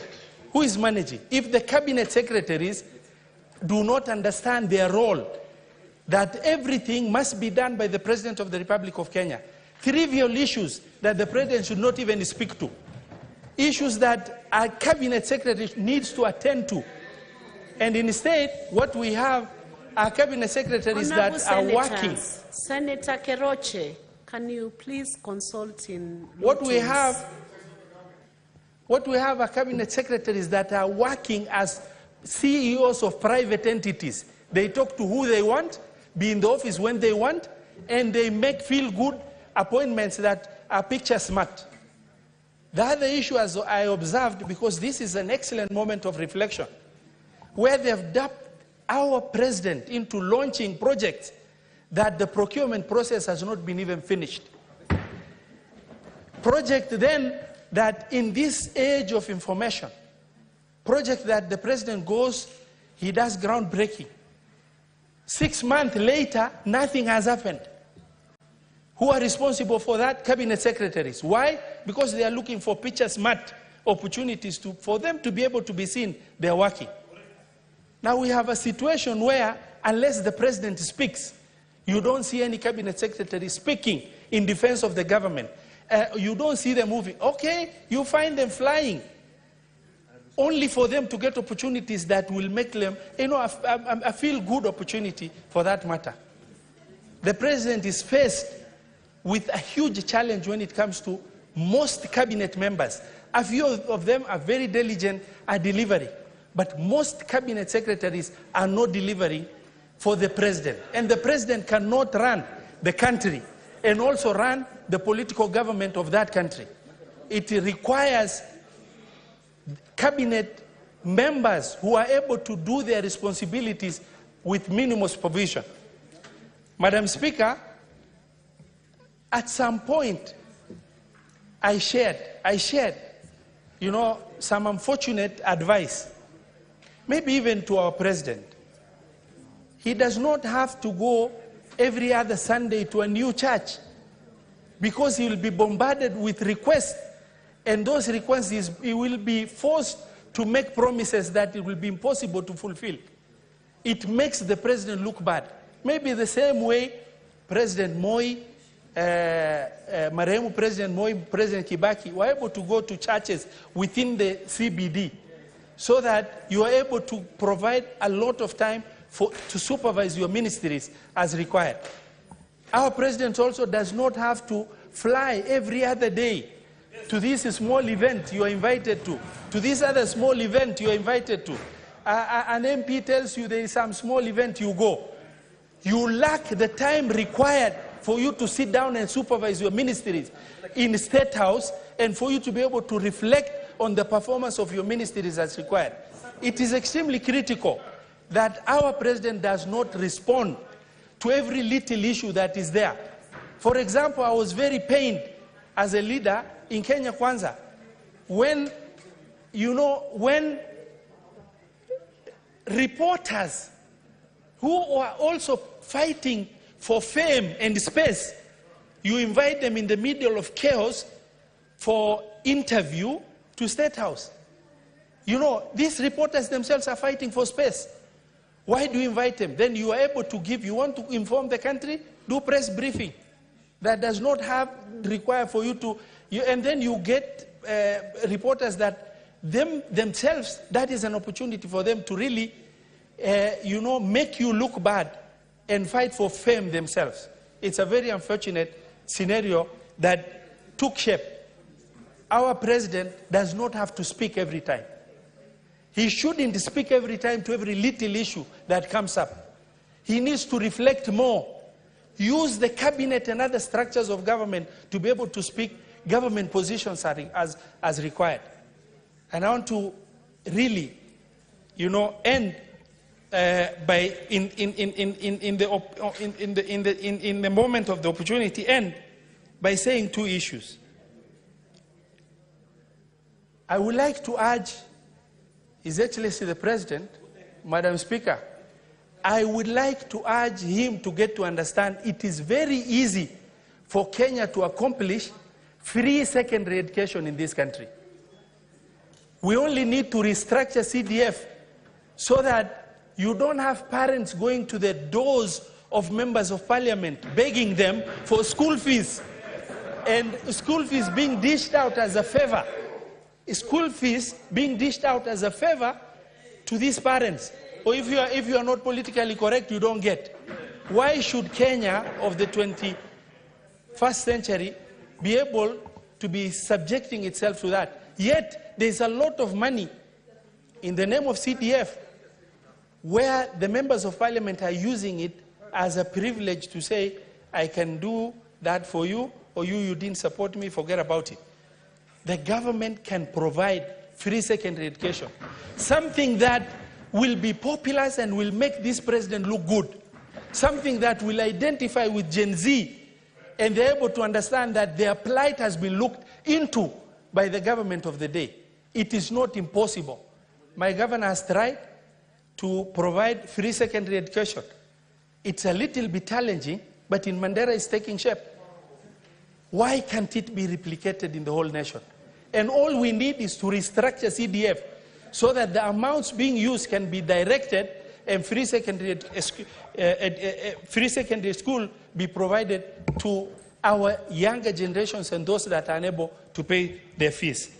Madam Speaker, in the interest of time, I beg to support. Thank you. Thank you, Senator Robert. Senator Mwaruma Jones Mwashusha.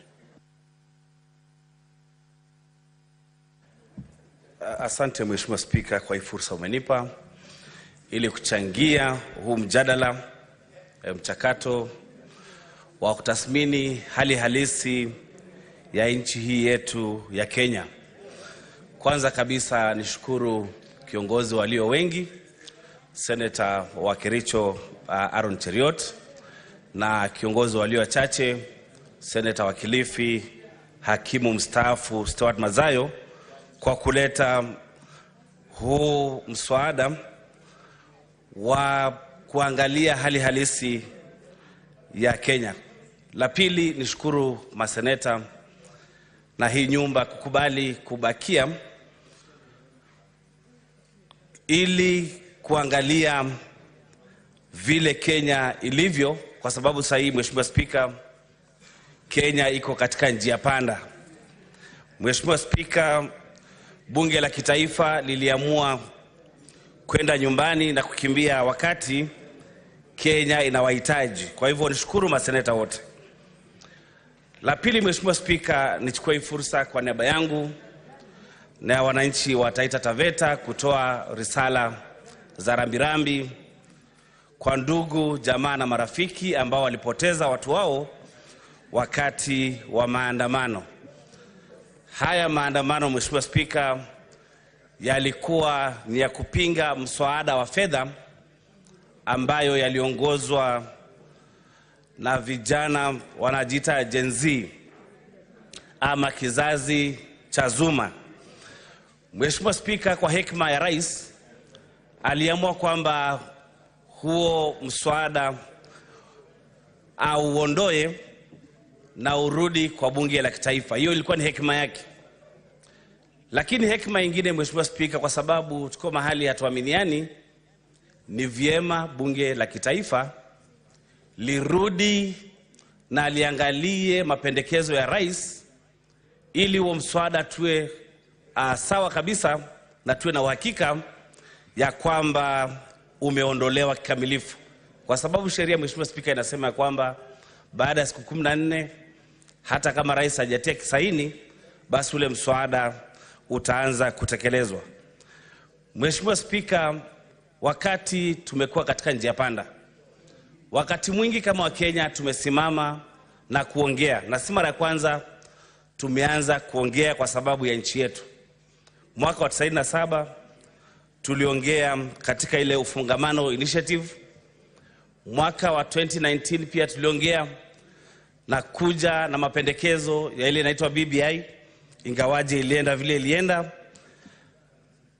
Na sasa hivi pia, Mheshimiwa Spika, tukiona watu wanaandamana, hiki ni kiini tu cha juu ya kwamba Wakenya hawana furaha na yale yanayoendelea katika nchi yao.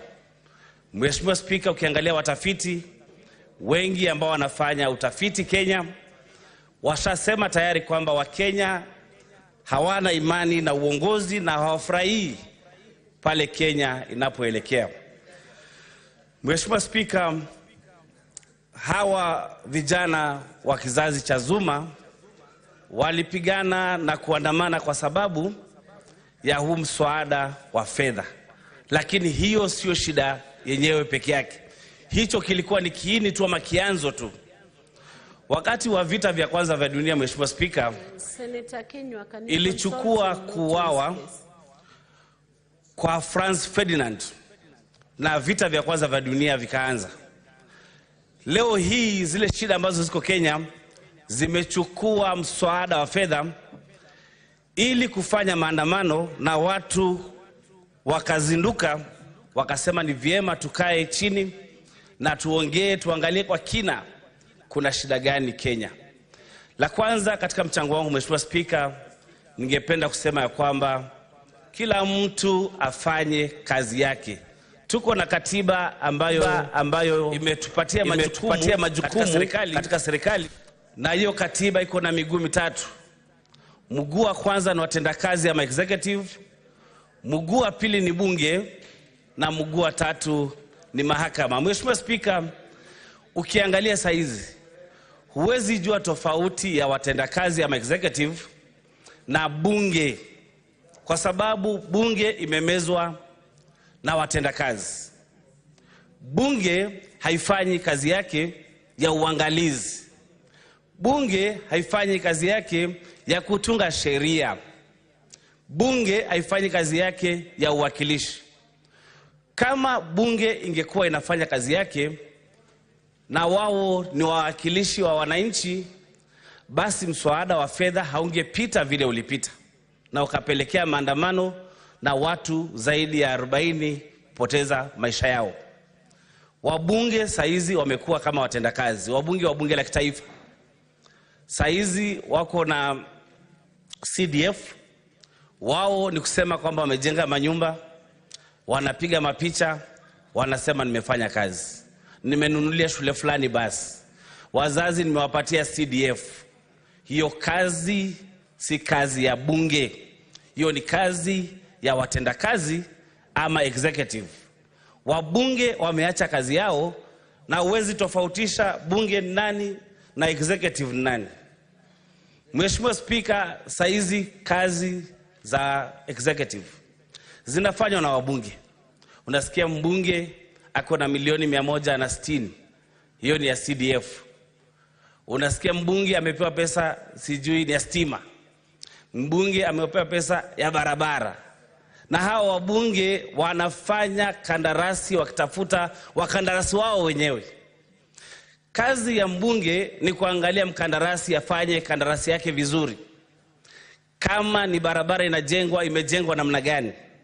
Lakini swali langu mbunge na Mheshimiwa Spika, nauliza kila siku, kama wewe ndio umetafuta mkandarasi na ameweka barabara labda mara ameweka vibaya, utamuuliza namna gani kwamba ameweka mara vibaya, na wewe mwenyewe ni kazi ambayo umetafuta mkandarasi wako mwenyewe na unakula 10% ama 10%. Mheshimiwa Spika, kama kila mtu angefanya kazi yake vile Mheshimiwa Kajwang amesema kwamba kuna nepotism ama kuna ukabila katika uajiri wa wafanyikazi. Juzi Mheshimiwa Spika, watu walikuwa wanaajiriwa kwa KRA. Kati ya watu 600 ambao walifanyiwa interview ama mahojiano, watu 500 wanatoka katika kabila mbili. Kama bunge ingefanya kazi yake vizuri, wangeweza kutengua hicho kitendawili cha ukabila katika public service. Mheshimiwa Spika, ukiangalia katika counties zetu, pesa inaibiwa, zaidi ya 10% ya pesa ambayo inaenda kwa county government inaibiwa, kwa sababu wale wajumbe ambao na counties wao wenyewe ndio wanafanya kazi kambaye wao ni watenda kazi.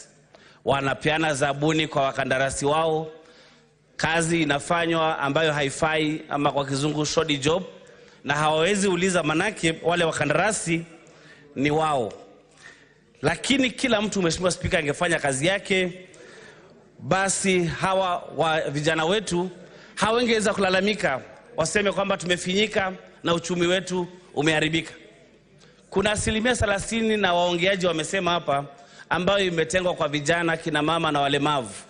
Lakini kama mbunge atafanya kandarasi zake mwenyewe, MC atafanya kandarasi zake mwenyewe, Je, wale kina mama, wale vijana, wale walemavu watapata lini nafasi ya kufanya kandarasi na kujitengenezea pesa, Mheshimiwa Spika? Kwa hivyo mimi nasema kama kila mtu angefanya kazi yake mwenyewe, basi Kenya yetu itakuwa nzuri. Ufisadi umekithiri, Mheshimiwa Spika.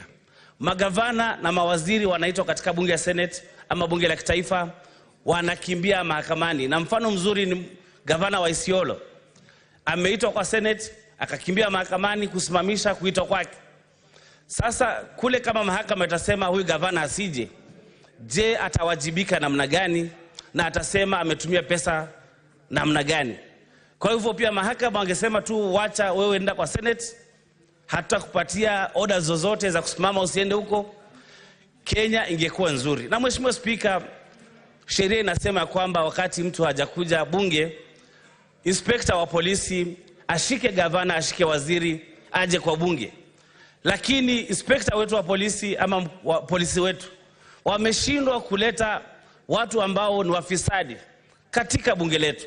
Sasa kama kila mtu afanye kazi yake, ni kuonyesha ya kwamba ufisadi utakithiri na hatutapata maendeleo, na hawa watu wanaitwa kizazi cha Zuma hawatawacha kupigania haki zao, Mheshimiwa Spika. Mheshimiwa Spika, ningependa kwa kusema kwamba vijana walifanya maandamano na ni haki yao kabisa kulingana na ibara ya 37.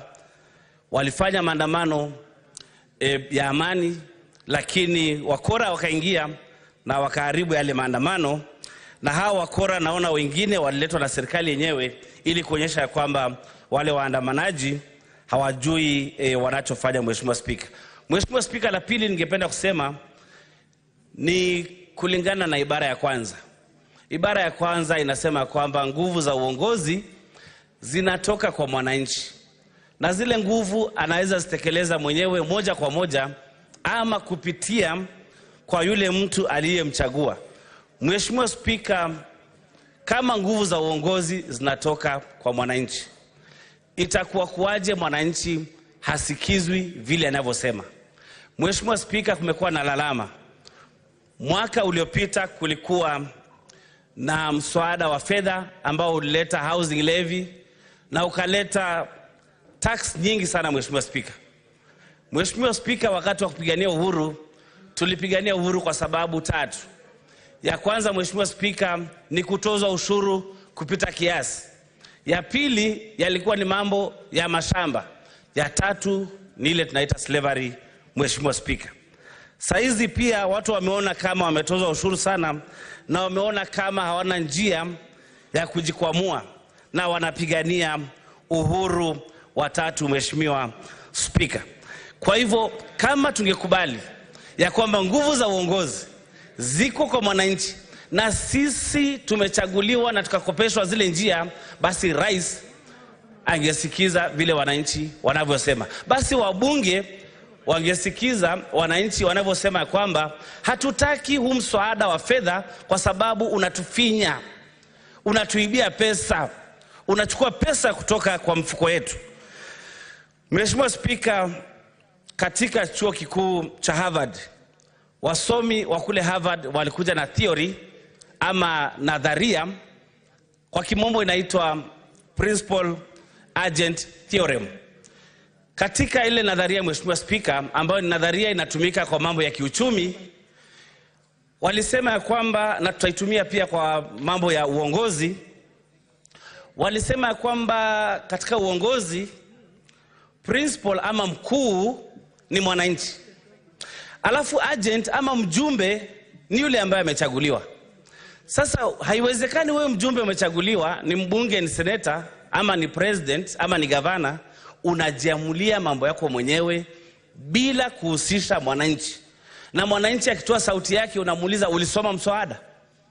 Unasema nipige la kwa mswada, uliusoma? Lakini mwananchi akisema piga la kwa huu mswada kwa sababu unanifinya, na wewe ni mjumbe, sio mkuu. Tusikize wananchi wetu. Tulisikiza ya kwamba ama tukasikia ya kwamba kuna wabunge walinunuliwa kwa shilingi milioni 2. unanunuliwa kwa shilingi milioni 2 ili usipigie mswada vile mwananchi wako anavyotaka. Katika hii nadharia ya mkuu na mjumbe, huko ni kukosea heshima na kwa dharau na kuonyesha kiburi kwa mwananchi aliyekuchagua. Mwananchi aliyekuchagua lazima aje mbele, na wewe mapenzi yako na mapendekezo yako na matumbo yako yaje nyuma. Tukiwa na heshima na tujue kwamba mwananchi ndio ako mbele na ako juu, na yeye ndio mwajiri wetu. Na hata sisi Mheshimiwa Spika tunaitwa wajumbe. Mjumbe wa Murang'a, mjumbe wa Sabatia, mjumbe kwa sababu wewe sio mkuu. Nguvu za uongozi ziko kwa nani? Nguvu za uongozi ziko kwa mwananchi. Wakati tumesimama kujipiga kifua na kuwa na kiburi kwa sababu umepata vipesa kidogo na unaonyesha ya kwamba sasa wewe ndio unakalia yule mwananchi, mwananchi atafanya maendeleo vile tumeonyeshwa katika hiki kizazi kinaitwa kizazi cha Zuma.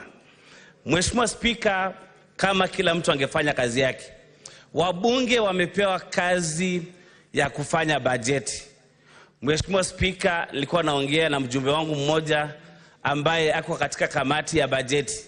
Anasema Treasury inaleta bajeti katika bunge, lakini hakuna njia ya kubadilisha ile bajeti kwa sababu Treasury na serikali imeleta ile bajeti. So nauliza, kama kazi yenu ama kazi ya bunge ni kutunga bajeti, kwa nini hakuna ugavi wa kisawasawa wa rasilimali?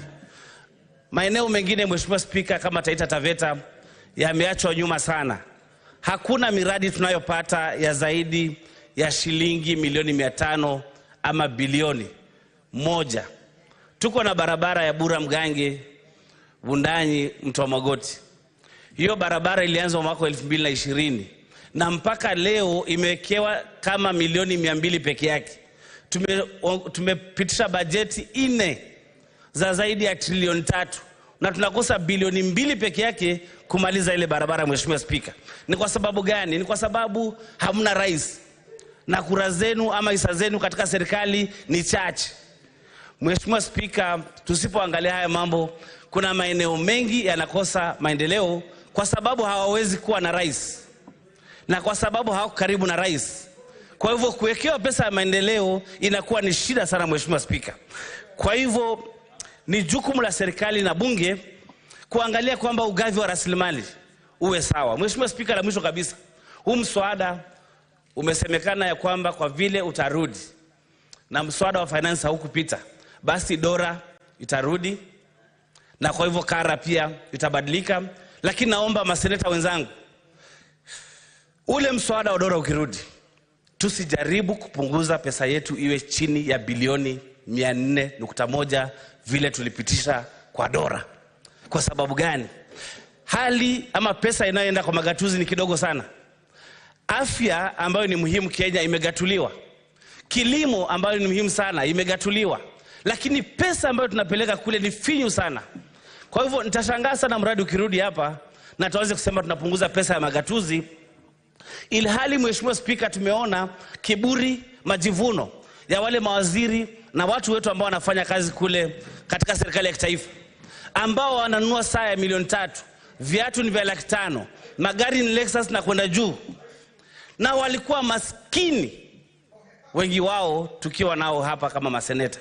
Kwa hivyo Mheshimiwa Spika, ningependa kurai bunge hili la Seneti, sisi kama watu wanaofanya kazi ya kulinda magatuzi, na nimesema katika mada yangu leo kila mtu afanye kazi yake, tutakuwa tumeshindwa kutekeleza majukumu yetu kama seneta kama tutakubali pesa ipungue zaidi ya ama chini ya bilioni 400.1. La mwisho kabisa Mheshimiwa Spika, taasisi ambazo zimepewa jukumu la kuangalia mambo ya ufisadi ambayo ni DCI na EACC, ikiwezekana EACC ifutiliwe mbali, manake hakuna kazi inayofanya.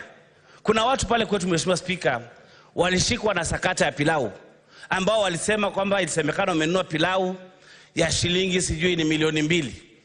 Lakini tulipofuatilia tukapata kwamba hizo pilau hawakununua kwa hiyo muuzaji wa hoteli. Tumepeleka kitu kwa EACC, tumepeleka kwa DCI, mpaka leo tunaona watu wanatembea hata hawajapelekwa mahali. Nilienda kwa DCI nikaambiwa sasa tunataka wewe uwe kama witness, niandike statement, nisimame katika mahakama,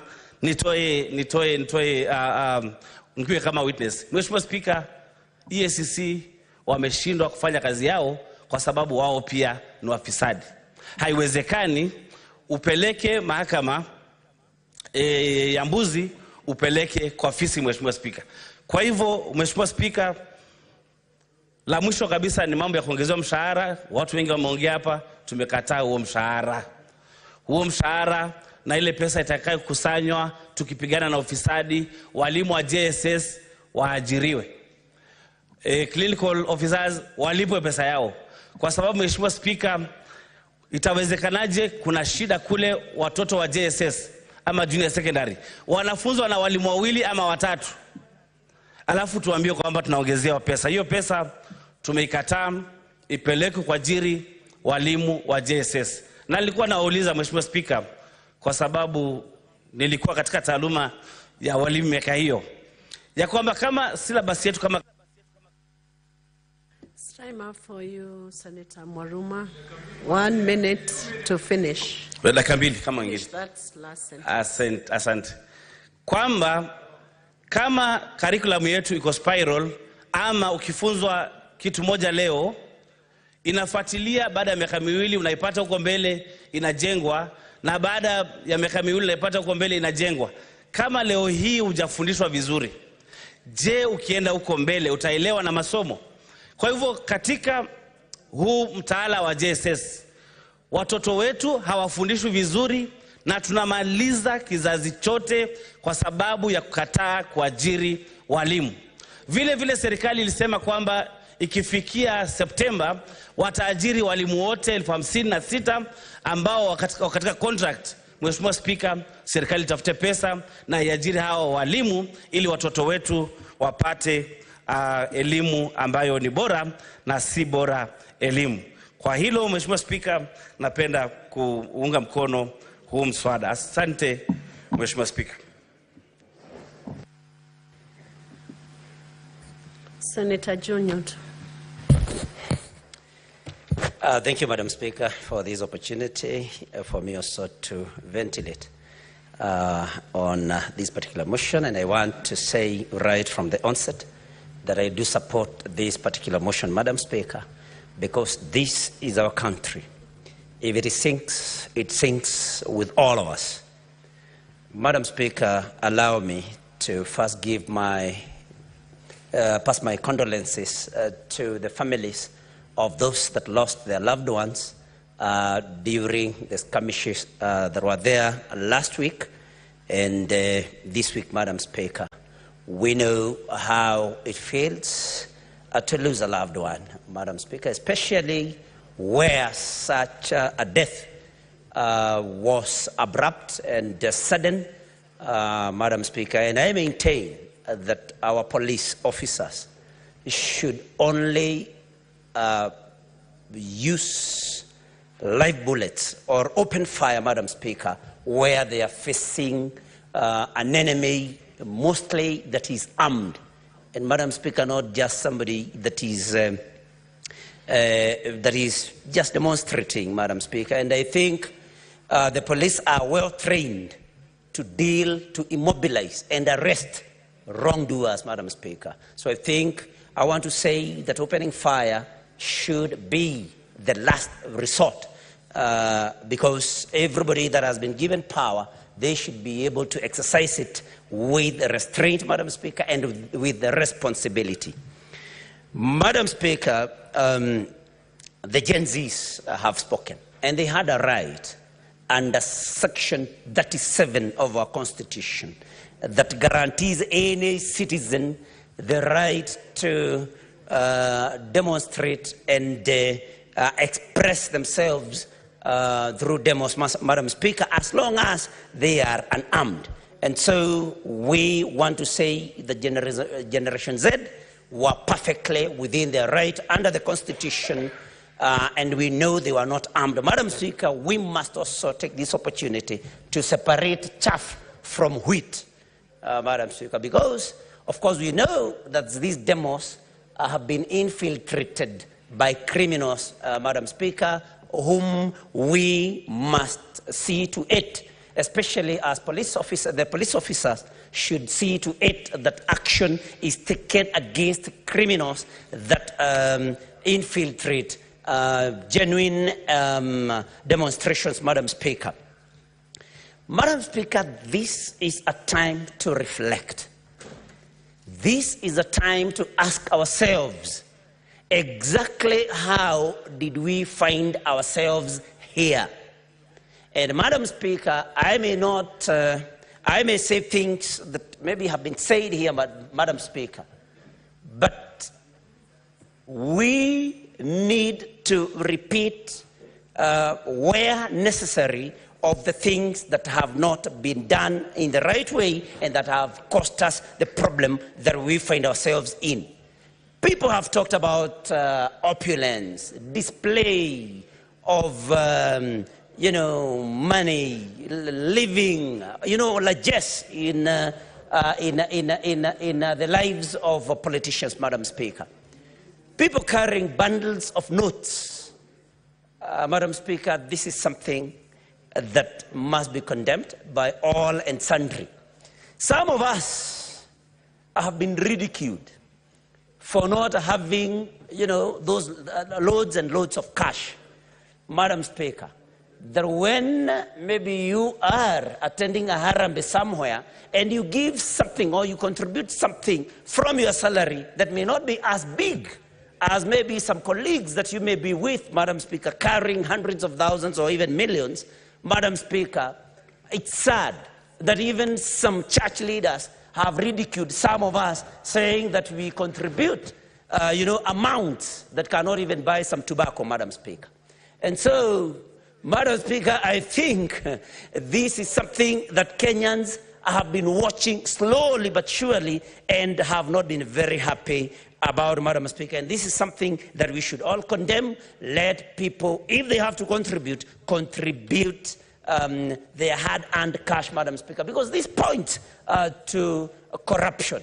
Otherwise, we know how much people are paid and how much they contribute in these Arabes, Madam Speaker. And this is something that we need to talk about. Madam Speaker, there have been very many things that have been happening in our society.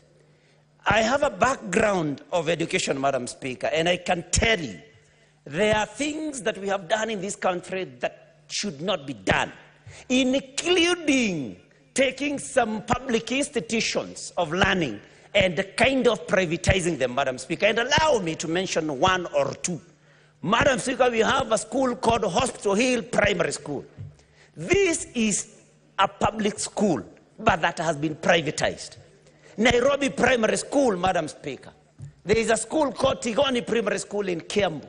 These are public schools, but which people, the middle class and people who are well-to-do, have taken and, introduced some rules, some, arrangements through the PTA, Madam Speaker, and kind of privatize these schools, where it is very hard for ordinary mortals, Madam Speaker, to gain admittance to that school, to those schools for their children.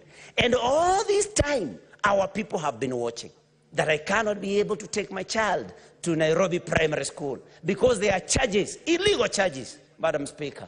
And people have been, this has been building up. Madam Speaker, corruption is also something that has made people to build up some anger and, dissatisfaction against government and leadership, Madam Speaker. And recently, there was a young man, Madam Speaker, I know this is a subject of a court case, but I'm not going to discuss the merits or demerits of the same. But Madam Speaker, a young man, it was unfortunate, but a young man felt that he could not, according to his claim, he could not be able to raise the bribe that a police officer was asking, Madam Speaker. And the young man ended up beating up that police officer, Madam Speaker. I do not want to stand here and say that that was right. But, Madam Speaker, you can imagine that it was out of frustration that a police officer is demanding amounts of money from a young man that cannot afford such amounts of money. And Madam Speaker, some police stations have even been able to upscale corruption. And I want to cite Kasarani police station, Madam Speaker. This is a police station where you will find tens of police officers along the road, Madam Speaker. And what do? They do not want to take the usual 50 or 10 or 100 Kenya shillings, Madam Speaker. So they'll just order you to drive your vehicle into the police station where they will demand for a big amount of money as bribe, Madam Speaker, before you are released. And Madam Speaker, we must call this out. This is why we are where we are, because those that cannot afford these amounts of money, Madam Speaker, are always at a disadvantage. What does our judiciary do? In aiding, in solving or helping resolve these matters of corruption, Madam Speaker, the processes are lengthy. Somebody that has been accused, Madam Speaker, of corruption will take ages before their cases are heard and determined. And of course, they are going to buy their way. They are going to compromise even investigations, Madam Speaker, because even the kind of bail they get is very friendly. Somebody stealing, say, 100 million, given a bail, bail terms of about 2 million, Madam Speaker. So people are even more than happy to steal, pay bail, buy whoever that it is that you have to buy. And this is what has caused frustration in our people, Madam Speaker, leading to the events of the last 2 weeks. Madam Speaker, our laws are also weak. The day before yesterday, I think on Tuesday, we hosted the CS Health, Madam Speaker, the Committee of Health, where I'm a member. And, we wanted to know what NHIF is doing to see to it that there are no fraudulent claims, Madam Speaker. And where they are there, what they do in order for them to be able to recover the funds so lost. And Madam Speaker, we were very frustrated that the law does not allow NHIF, for example, even after they have discovered that a claim was fraudulent, to take such a fraudster to court, Madam Speaker. That they leave it to investigative agencies to look at it and take this matter to court. And I mean, that is frustrating. Because if I catch you stealing some bananas from my shamba, Madam Speaker, I should just go take you to the police, report you to the police station. Then you defend your case. The only thing I should be asked to do is the burden of proof that should be laid on me. But look at what NHIF is saying, that they cannot be able to take a fraudulent medical facility, a medical facility that is placing a fraudulent claim to court, Madam Speaker, that they have to rely on another institution, an investigative one. These are the things that have made Kenyans, that have frustrated Kenyans, and that is why, Madam Speaker, we find ourselves where we were. The other thing is waste of public funds. I've been asking myself, what happened to the Volkswagen Passat that former President Uhuru Kenyatta, when he was finance minister, introduced and decided that those were going to be the vehicles that were going to be used by public officers, Madam Speaker? How did we get back to V8, to Prados for public officers, Madam Speaker? We must go back to living by what we tell Kenyans. Let us see CSS in Volkswagen Passats, Madam Speaker, as was done that time, in order for us to save on public funds, Madam Speaker. The other day I was listening to CS Kuria, and he was saying that he was very, very, very frustrated and very concerned, going to Mombasa, finding some stuff, having traveled all the way from Nairobi to Mombasa to receive him, some stuff he did not need. Then when he asked why, he was told that somebody had not had an opportunity to get per diem for quite some time, and that is why they had been sent there. Madam Speaker, really? That all we care is that we see to it that some staffers get per diem, even when we do not need their services?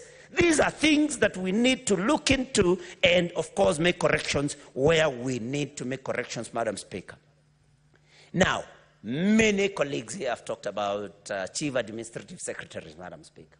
Of course, I know that we don't have any one of them serving. But, Madam Speaker, there are rumors that there are plans to reinstate them. Madam Speaker, do we need CASs? What is it that they can do? What is it that we need them for? What can they do? What are they supposed to do that PSs cannot do, Madam Speaker? These are some of the things that we need to forget and forget completely. There should not even be anything like that because it has been determined as an illegal position, Madam Speaker, so that we save on public funds, Madam Speaker. Many people have mentioned the office of the First Lady, the office of the Second Lady, the office of the Prime Cabinet Secretary, and his spouse also, Madam Speaker. And I'm happy that His Excellency the President has pronounced himself on the closure of these offices, Madam Speaker. And I say this, knowing very well, because in Kiswahili they say, ya Mungu ni mengi, hayajulikani, knowing very well that I can also be president tomorrow, and my wife will be a First Lady. But I do not want my wife, even if I become president, to have an office funded by the Exchequer, Madam Speaker, because we need to save on expenditure, Madam Speaker, and I'm happy that the President has since dealt with that matter and pronounced himself, Madam Speaker. We may need to discuss on whether we need a Prime Cabinet Secretary and an office for that matter, Madam Speaker, for this particular position. Recently, after the floods, Madam Speaker, there were demolitions. But these demolitions were profiled. They only happened in low-income, in those areas where low-income earners live, Madam Speaker. And this was under the guise of clearing riparian land, Madam Speaker. But go to places like Lavington. You will even see some river courses, Madam Speaker, interfered with in order for somebody to create room to erect buildings along, in fact, next to the river, not just on riparian land, but next to the river. There was no demolition happening there, while we were demolishing settlements of those of the poor, the poorest of the poor, Madam Speaker. And this is what has caused dissatisfaction, Madam Speaker. The law must be seen to be applied equally, Madam Speaker, to those that have and those that do not have, Madam Speaker. I'm surprised how time moves, how fast time moves. So, Madam Speaker, this is something that has caused a lot of problems with our people. Madam Speaker, the CSs have abandoned the President. None of them, very few of them, are helping the President in this crisis, Madam Speaker. We do not know what is happening. I've been wondering as a person, is it because maybe they did not appreciate that time when they went for the cabinet meeting late and they were locked outside the gate? Madam Speaker, maybe that cost them some demotivation, that maybe demoralized them, and I would want to ask the President, because he must rein in these CSs, but maybe to do it in a way in future that does not see them being ridiculed or see them looking like school children who came late to school, Madam Speaker. So we do not know whether they have the right morale, but this should be looked into. Needless to say of how they pretend, big people cannot answer calls from us. Some of them do not even honor our committee meetings. Madam Speaker, these are things that we need to think about. Madam Speaker, PSs. Do we need all these PSs? Those are questions that we need to ask ourselves, Madam Speaker. Do we need all of them? What is it that they do that cannot be done without them? Madam Speaker, because my time is running out, we need to rethink about CDF, especially the bursaries given by members of the National Assembly. Somebody raised a very pertinent question. Why do we need to give members of the National Assembly money to give to parents to pay to public schools? Why don't we channel those funds directly to these public schools, Madam Speaker? Maybe we can talk about CDF as far as development is concerned. That is something we can discuss. But really, we give members of parliament money to go, give back to government? I mean, what logic is there, Madam Speaker? I mean, we can use what we are calling means testing. Let us use means testing in order for us to assess the needs of every other student, so that we send these funds directly to the institutions of learning. We do not have, and we have done very well with the new funding model at the university level. We can cascade these downwards to secondary schools, Madam Speaker. We should not just do the things the way they have been done all this time. And finally,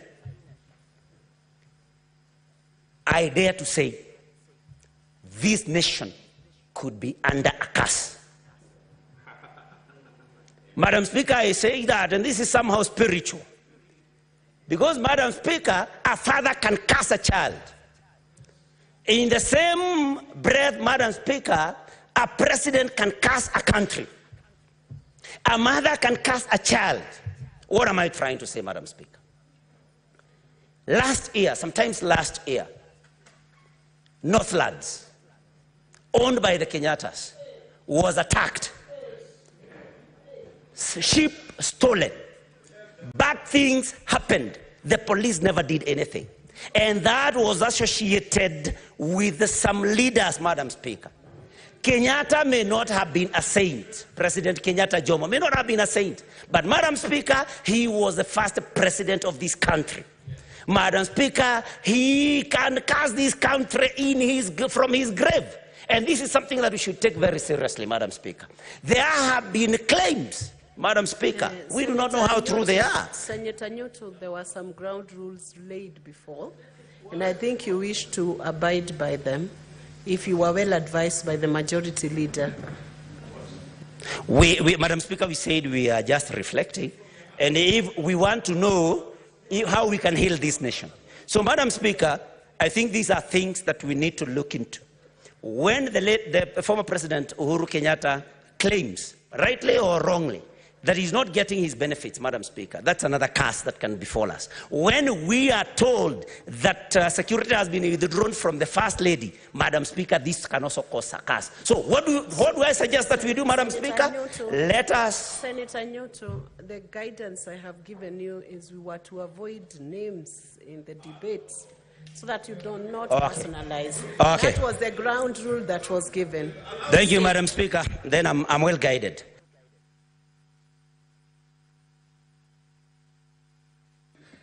One minute for you to finish.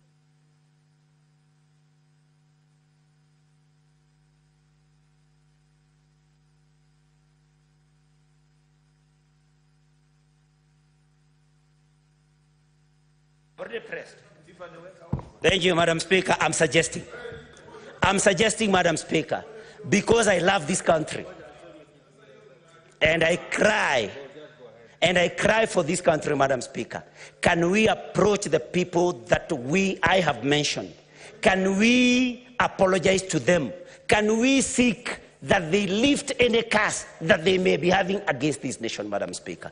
Because we must speak, Madam Speaker. Let us approach these people. Tell them if we wronged you, we are sorry. If you have spelled any curse on this nation, we persuade you, we beseech you, please lift any such curse that may have been here, because we want our nation to heal, Madam Speaker, and we must do everything, whatever we do, whoever we talk to, but our nation must heal. Madam Speaker, I support, and thank you for even the extension of time. Thank you very much. Senator Catherine Muma, she's not here. Senator Asige. Thank you.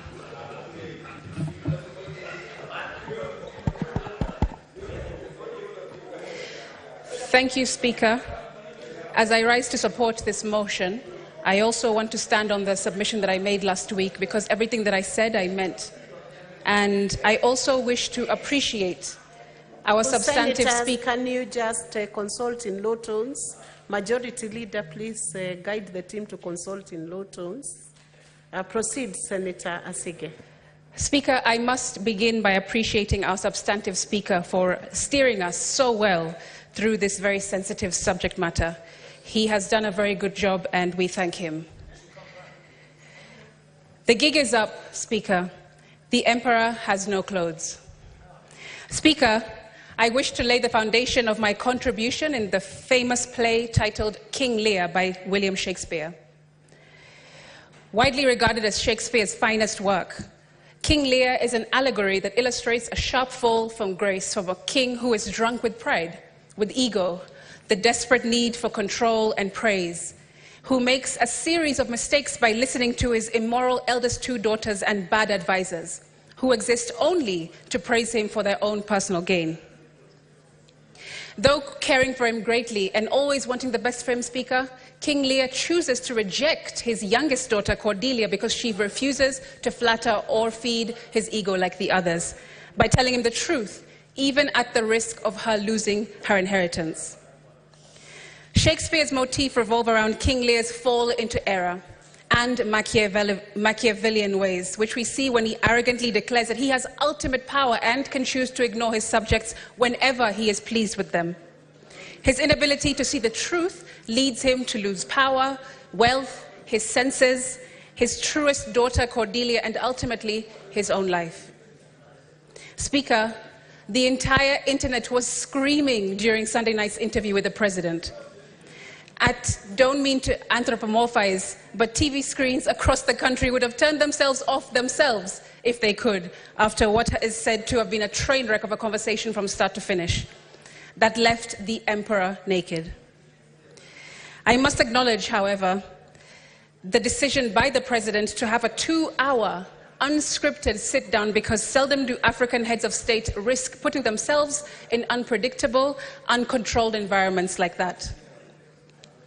With our majority leader setting the tone through this motion, let the Senate be your Cordelia, Mr. President.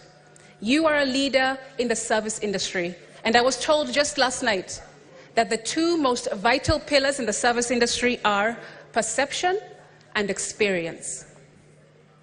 And for such a delicate subject matter, you at the very least need a stellar crisis communications team, because your words kept fueling the fire last week. I also want to remind the president that it's not about him. It's not personal. We didn't name it Kenya Kwanza. That wasn't us. Kenya Kwanza. Not Kwanza the noun, Speaker, but Kwanza the adjective. And instead of putting Kenya first, your presidency has put Machiavellianism first, like King Lear, when all that us young people wanted was for you to put Kenya first. Like a performance review of sorts, Speaker, we expected that on his third attempt to address us on Sunday night, he would come with details, with data, definitives, strategies, but it was still so vague, so non-committal, so uninformed. It felt dismissive and disconnected. Speaker, the president went on national television without a clue of what has been happening in the country that he believes he governs. Was the deputy president right in his address last week as well, that his boss may not know all that is going on in the country? How many people are in custody, he was asked. He replied, I have a ballpark figure from the police that they have enough people. What do you say to the youth who say yours is not a listening government, he was asked. He said, I have 4 things: housing jobs, digital jobs, export of labor, manufacturing. You believed barely 1.5 years ago that you could run the country on 2.9 trillion. In a few months, you went to Parliament and requested 3.6 trillion. This year, you went to Parliament and requested 4.2 trillion. And what do they see in return? They see extravagance in government, he was told. He replied, let me tell you the following. Today, universities were almost closed because of debts of 60 billion shillings. I have enhanced their budget by 40 billion shillings because education, to me, is the greatest equalizer. Speaker, this went on and on and on. Tone deaf and not answering what Kenyans really wanted to hear from the president. Not only were shots fired at innocent young protesters last week, Speaker, but it seems in this interview we also saw shots fired at his cabinet, his deputy president, and even the communications team caught astray. So what are some solutions? Speaker, In response to austerity measures as directed by this motion, the President has on record made pronouncements of what he plans to do. Young people do not want more dialogue or multi-sectoral groups before he actions what he has already committed to do. In his Wednesday, 26th of June press conference, the President committed to do the following. 1. Reduce expenditure, starting with the Executive Office of the President and extending it to the entire executive arm of government. 2. Operational expenditure in the presidency be reduced to remove all allocations for the confidential vote, reduce travel budgets, hospitality, and purchase all motor vehicles and renovations, as well as other expenditures. Number 3, Parliament, the judiciary, and county governments working with the National Treasury also undertake budget cuts. This clearly shows, Speaker, that the President knows exactly what he needs to do and precisely what he needs to focus on. Get rid of corruption, get rid of wastage, get rid of breaching court orders, get rid of misdirective and duplicative pots of money like CDF, which completely usurp the true function of a legislator. Speaker, members of Parliament are supposed to legislate and ministries are supposed to implement. No parliamentarian should have a CDF allocation because our role is simple: to represent, to oversight, and legislate. We have no business building markets and roads and hospitals. Get rid of CDF that bastardizes the role of a member of Parliament. We also want a repeal of other unconstitutional legislations since this government came into power. And we want leaders to be leaders, Speaker, not leaders to be dealers. However, to achieve all this, we also want to hear definitives and strategies, not broad, pie-in-the-sky pronouncements.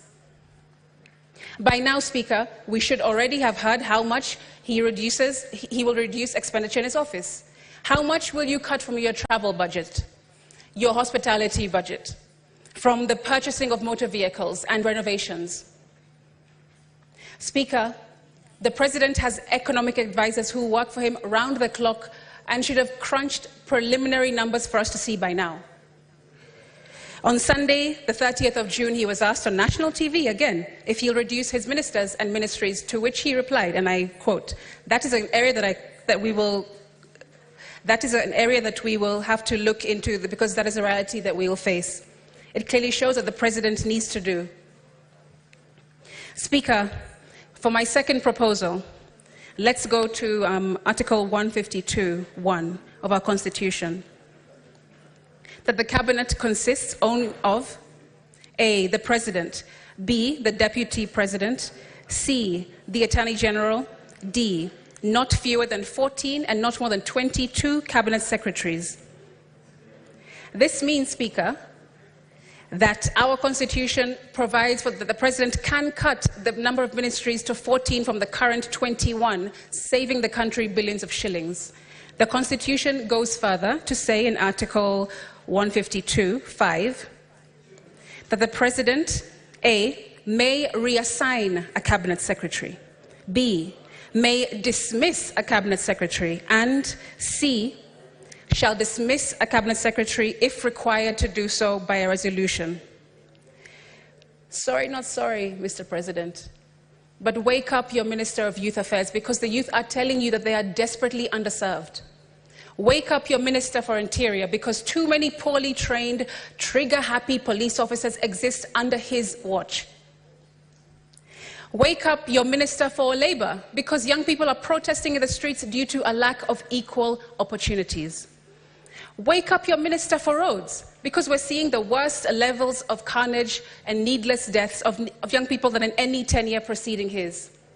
Wake up your Minister for Trade and Industries, because from small innovators to entrepreneurs to industries, the ecosystem she is leading has become terribly unforgiving. If you already know what needs to be done, and the Constitution gives you the power to take action, Mr. President, Cabinet Secretaries must be sacked. My third proposal, in reaction to point number 1 in this motion, revolves around exercise of legislative powers. Speaker, Why is it that the finance bill never makes it its way to the Senate for consideration? Our Constitution does not bar this upper house from jointly considering legislation, especially those with as much gravitas as a finance bill. To illustrate this, I want to go to Article 109(5) that says, a bill may be introduced by any member or committee of the relevant House of Parliament, but a money bill may only be introduced in National Assembly in accordance with Article 114. It simply says, Speaker, that a money bill may be introduced only in the National Assembly, but nowhere does it say that a money bill cannot also be considered in the Senate. Our Constitution only bars this House from introducing money bills, not from considering them. This must be corrected to avoid future constitutional misinterpretations that lead us to continue allowing the National Assembly to monopolize such crucial functions. I'm just reading the law. And while we're at it, Majority Leader, the entire country knows that our committees here are chaired and vice-chaired by your side, the government. That doesn't give balance. That doesn't give an opportunity for real unbiased and impartial looks at bills and proposals and legislation in this House. If you hold the chairmanship and also the vice chairmanship in all committees, how are we telling the rest of the country that we are transparent and we're going to move forward in a new way? That also needs to change. Speaker, life is in the power of the tongue, because if we get this mandate, we cannot afford to mess around and continue to play politricks. My fourth proposal focuses on the presidential assent and of the Finance Bill 2024. And for that, let's go to Article 115 of the Constitution. 1. Within 14 days after receipt of the bill, the President shall A. assent to the bill, or B. refer the bill back to Parliament for reconsideration by Parliament, noting any reservations that the President has concerning the bill. Not National Assembly, Speaker. It says that it will go back to Parliament to be considered by Parliament. And the last time I checked the definition of Parliament, both houses were included. What about the conversation on salaries, Speaker? Well, I want to say the following. The Salaries and Remuneration Commission really did not read the room. Today, in order to pay all public servants, figures show that we are spending 1.1 trillion shillings, which is 46% of our budget. I want to be frank. I propose our current salaries for those at the national level be cut by 50% and our allowances be reviewed downwards. That's right. I want us to put our money where our mouth is. We shouldn't pussyfoot around that, Madam Speaker.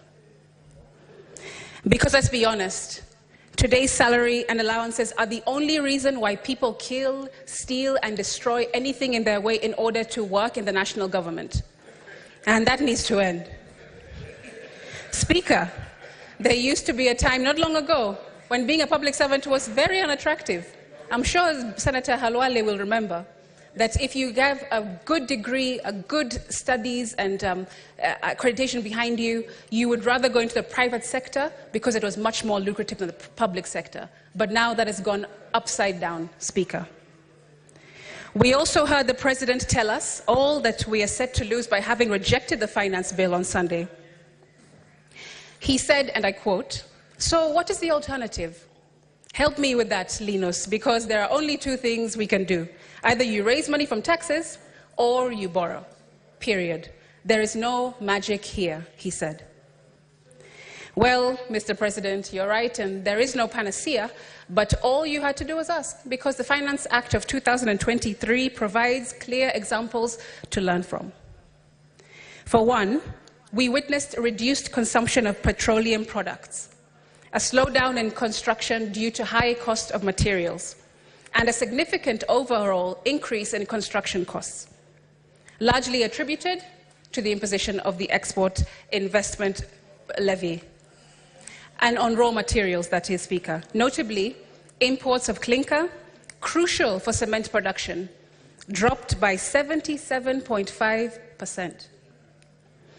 Also, remember that in the first half of the 2023-24... Asige, I want to just inform you have 4 more minutes left.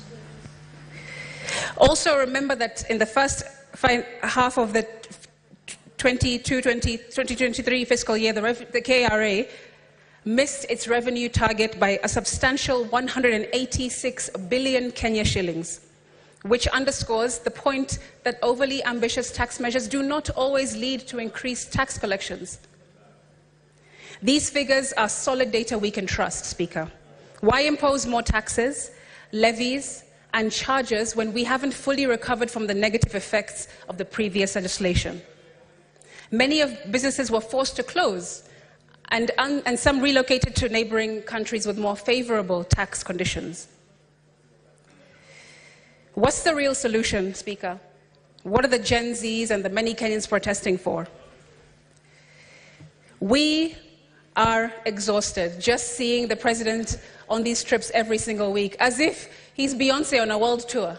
Mr. Speaker, Madam Speaker, that is. The president is not on a world tour. He should stay in the country and do his job like the rest of us do in this country. Yes, he may have had many plans, but Mr. President, exporting our brightest minds to work abroad is not the solution. This brain drain is crippling us and cannot be quantified at all. Did you know that these countries who call for Kenyan workers, do you know what they ask for when they are calling for us? They want under 45s only, highly skilled, well-educated, in good health even, and they must undergo rigorous vetting because they have a particular criteria of people they're looking for. That means that we are removing our best minds, our best workers, our best laborers, and shipping them off to Australia, Germany, England. But do they ever bring the people here, Speaker? They do not. In my conclusion, as I close, I would like to speak directly to young people. Everything was impossible until somebody found a way to make it possible, and today that was you. You have been steadfast in demanding that this government stop and listen to you, and before this moment, everyone thought it was impossible, and now? Though I remain a bit skeptical of the presidency to some degree, I still stand 10 toes down in believing that Kenya will never be the same again because of you, young people. I also want to be real with you.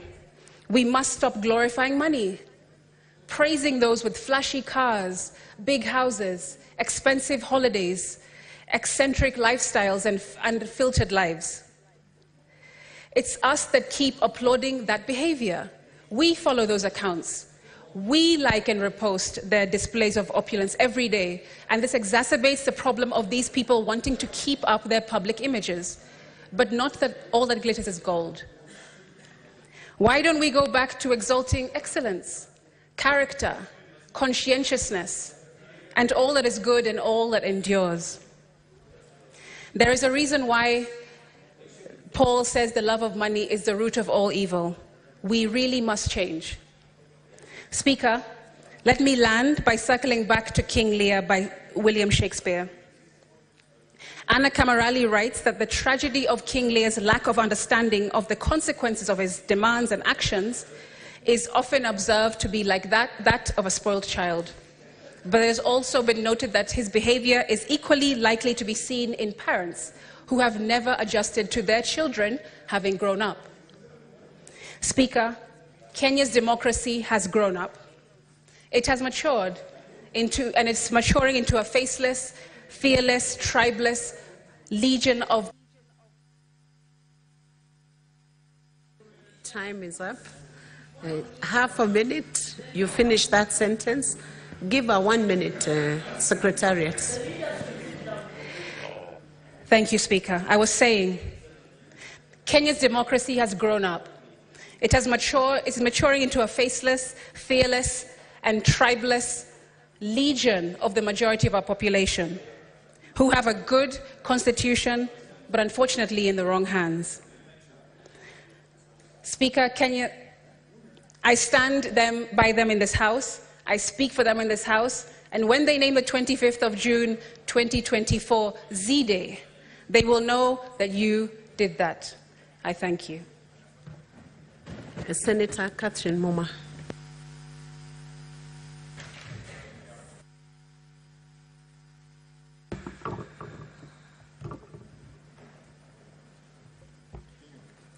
Thank you, Madam Speaker, for the opportunity to speak to this very important motion, the State of the Nation. Madam Speaker, because we have some time, allow me to begin with sending my sincere condolences to all families that were affected by the loss of their loved ones. Allow me to name, because I'll use my time to name the young people who lost their lives. Madam Speaker, we lost the life of Brian Lemayan Kasaine from Narok, Austin Makoha Nakuru, Mike Kihunga Nakuru, Kelvin Madanga Nakuru, Chris Gitonga Nanyuki, Kennedy Onyango, whose mother's image has not left my mind, from Rongai. We lost Rex Masai from Machakos, Matthew Njoroge, Kevin Mawasi, Bisley Kogi, David Chege, Erickson Kialo Mutisia, Ibrahim Kamau Anjiru, Kennedy Odhiambo Maina, Wilson Sitati, Kennedy Njeru, Eric Kayoni Kieni, Eric Kiratu, Brian Kimathi, Kariton Mwangi, Ernest Kanyi, Caroline Shiramba from Kakamega, Brayo from Kisumu, Mbithi Alaya Scott from Kisumu, Emmanuel Giggs Tata from Mombasa, Joshua Ombati from Mombasa, Clinton Mwavali Kapsabet, Kevin Odhiambo Siaya, Brian Rongo, Bernard Mungai Ndwati, and we have another nearly 10 whose bodies are lying in the mortuary unidentified. Madam Speaker, I believe we have many more whose names had not reached the Kenya National Commission on Human Rights. I felt it's important to name them, Madam Speaker, because what has happened in this country is a revolution for the third liberation of this country, Madam Speaker. Madam Speaker, the Gen Zs are simply trying to get back this country on track. Madam Speaker, I wish people would not speak. People are consulting so loudly that I cannot even hear. Listen to what I'm doing. Madam Speaker, the Gen Zs are telling us a very simple thing, that in 2010, we put in place a constitution to guide how this country should be governed. But this country is not being governed in that manner. And they are telling us that there is a very important provision in the Constitution that we have chosen as a country, particularly the leadership, to ignore. They are bringing us back to the implementation of Article 10 of the Constitution. Madam Speaker, they are bringing back the conscience of this nation.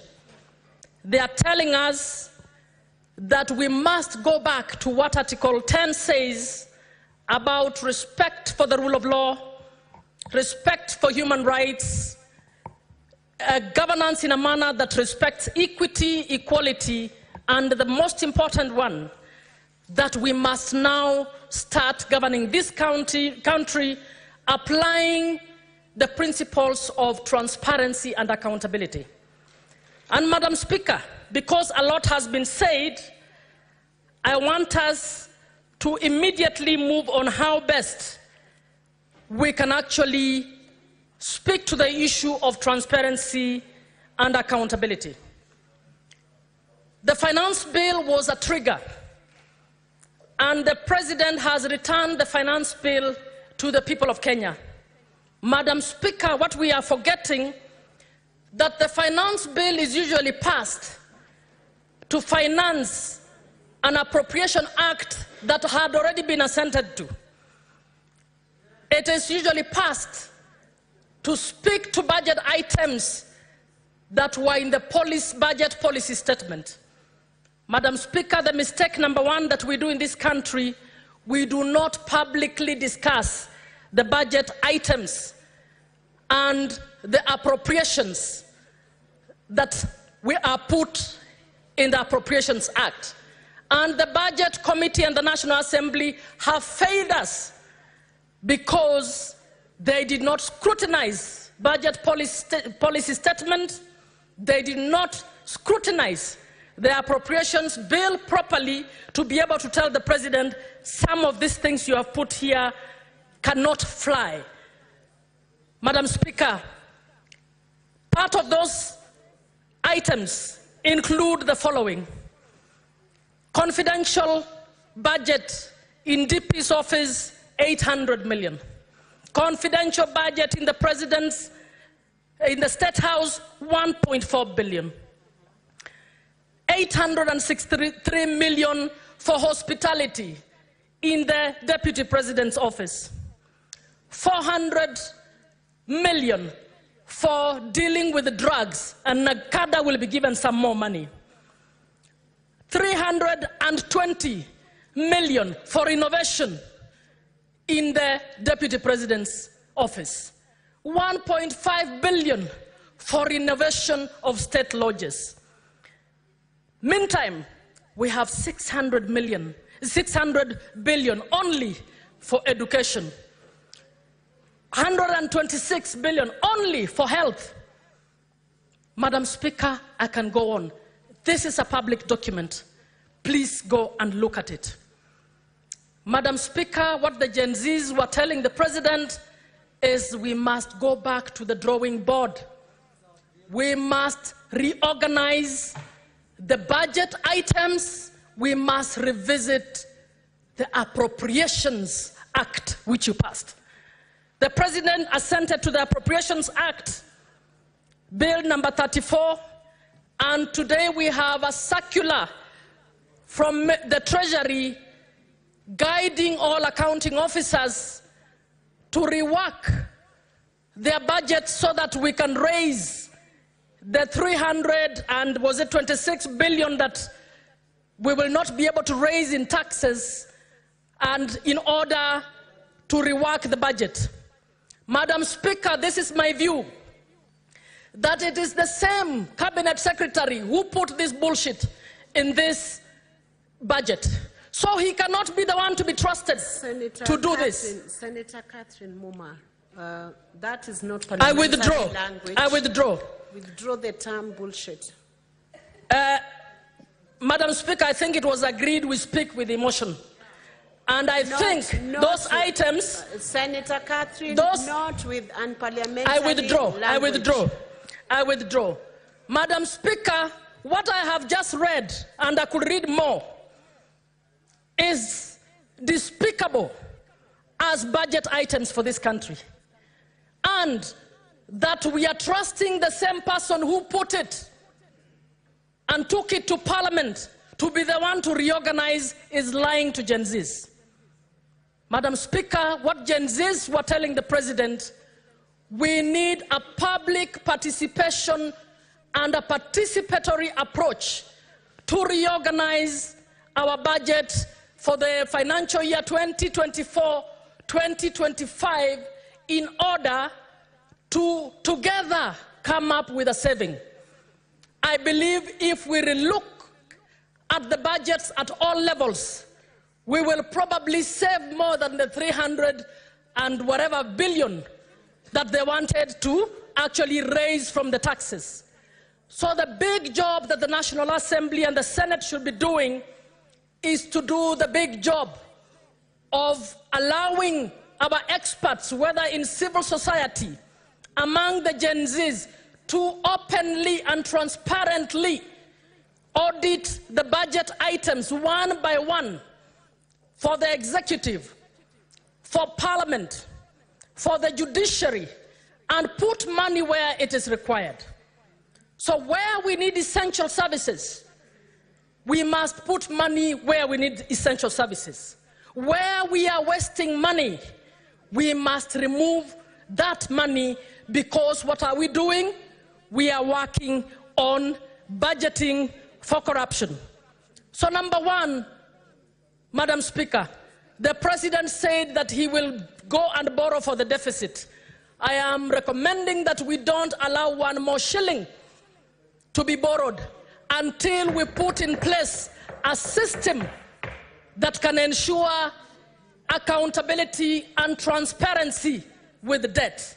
So, Madam Speaker, I'm suggesting not borrowing 1 shilling for the 2024-2025 budget. Madam Speaker, number 2, I am recommending that we rationalize the expenditure. We need to find out how much does hospitality for 863 million look like in one office. We need to clearly agree that is budgeted corruption. It must be moved aside. We need to start asking, what is this confidential budget? What does it normally do? And when we are doing the audit, I would want to find out, in the previous year, how much was there for hospitality? In the previous year, how much was there for confidential? What did it do? Madam Speaker, we need to start doing that. As we are reducing expenditure, one of the other things we need to do is to find out, how do we identify duplicated jobs? I have just given one example. We have Nakada dealing with drugs, but you give the Deputy President 400 million to deal with drugs. We have county governments doing county roads, but you have CDF being given money to do county roads. We have national government doing bursaries, but you have the President with bursaries. You have governors giving bursaries, and yet education is a national budget. We will save a lot by looking at duplicated items to save that money and send it to the essential services. As we are doing so, Madam Speaker, we must not reduce the budget to social spending that keeps the dignity of the human beings in this country. Our development strategy must be people-centered. We must provide education. We can only keep increasing our budget in education. We must provide better health. We must keep increasing the budgets in health. We cannot say we are not now going to pay the interns. We are not going to pay the doctors, and yet we have millions for mandazis. It is not acceptable, Madam Speaker. Madam Speaker, we also need to look at the issue of political employments. And I'm suggesting Public Service Commission must be summoned to the Senate to tell us what structures it has set up of a parallel public service that is not provided for in the Constitution or in the law. How many advisors do we have in the presidency? How many do we have around the cabinet secretaries? How many, even the county public service board should tell us how many advisors do we have in counties? That is a parallel, silent public service. As they are telling us, the SRC must join them to tell us how they have cleared payments of salaries to unstatutory and unconstitutional offices.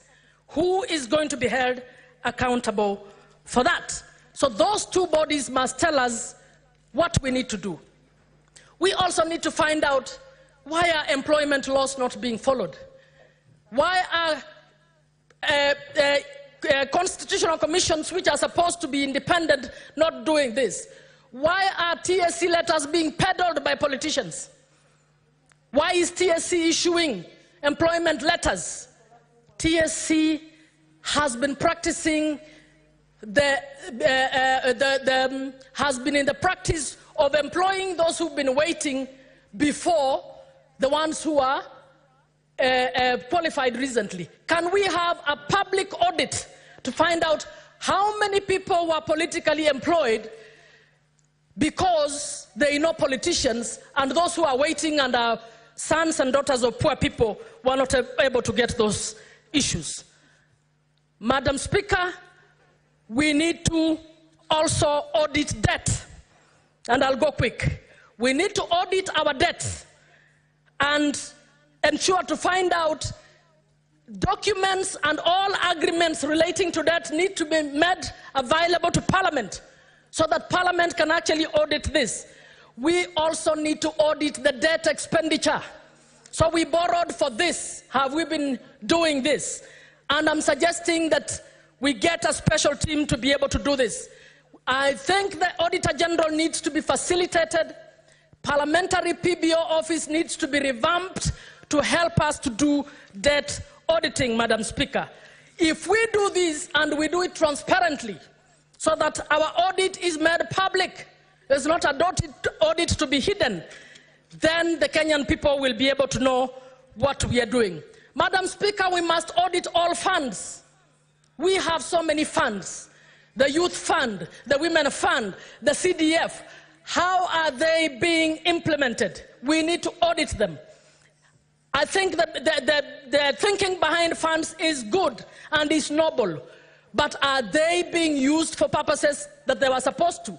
We need to do an audit. Those ones that are being used for purposes that they should be used, be retained, and the others that are not being used for the purposes that they should actually be looked at. Madam Speaker, World Bank report in 2020 reported that we have dead infrastructure.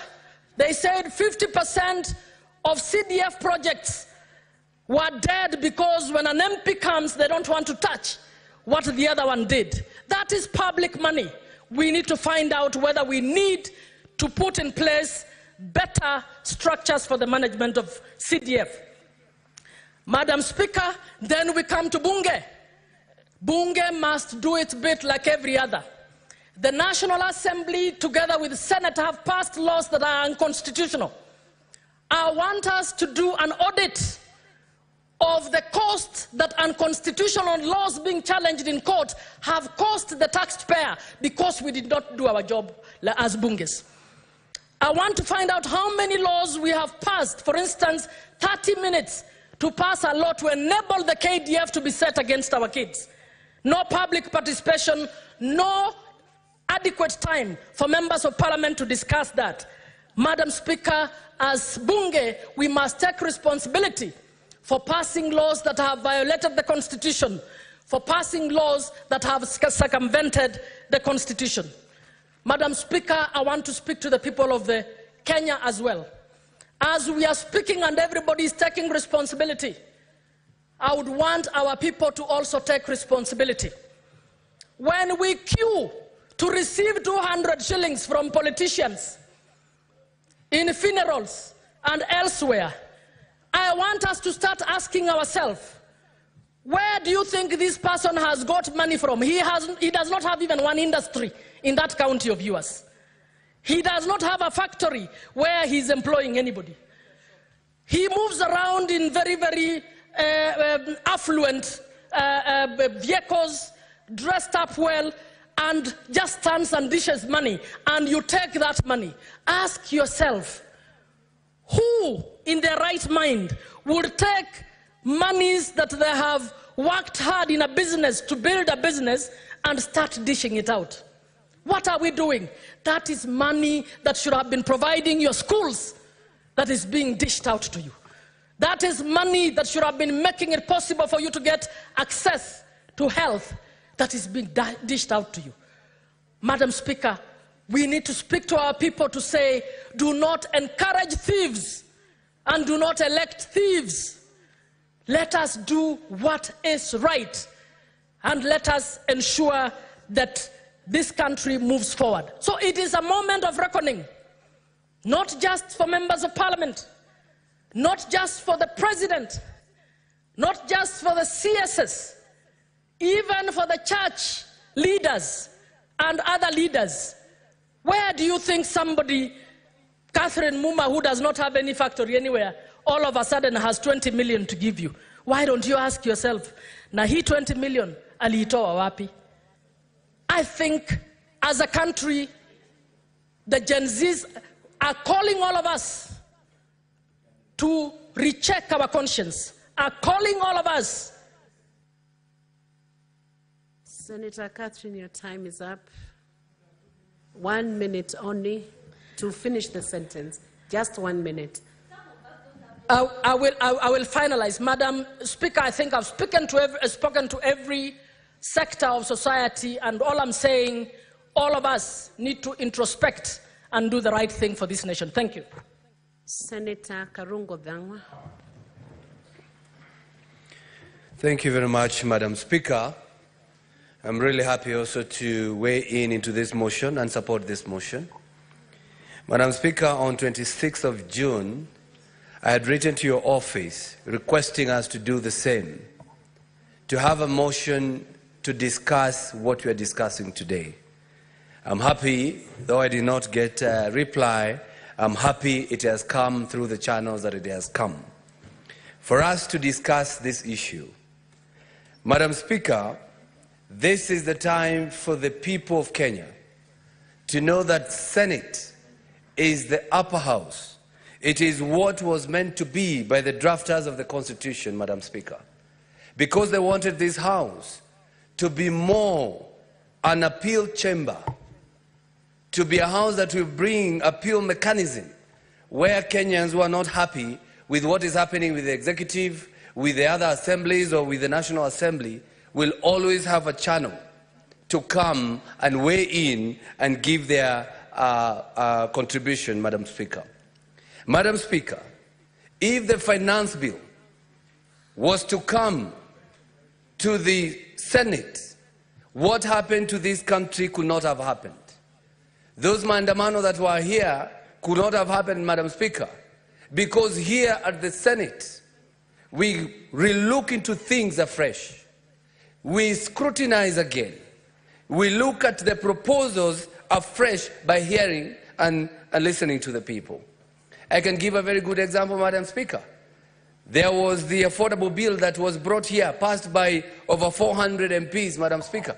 But when it came to this House, we relooked into it. We gave it 49 amendments, new things that were not there, Madam Speaker. What we are trying to say, Madam Speaker, is that if the finance bill was to come, and we should fight for that space, so that anything that is passed by the National Assembly should always be coming to this House, so that we can discuss it again and again. And this country could not have been banned if it came to this House, Madam Speaker.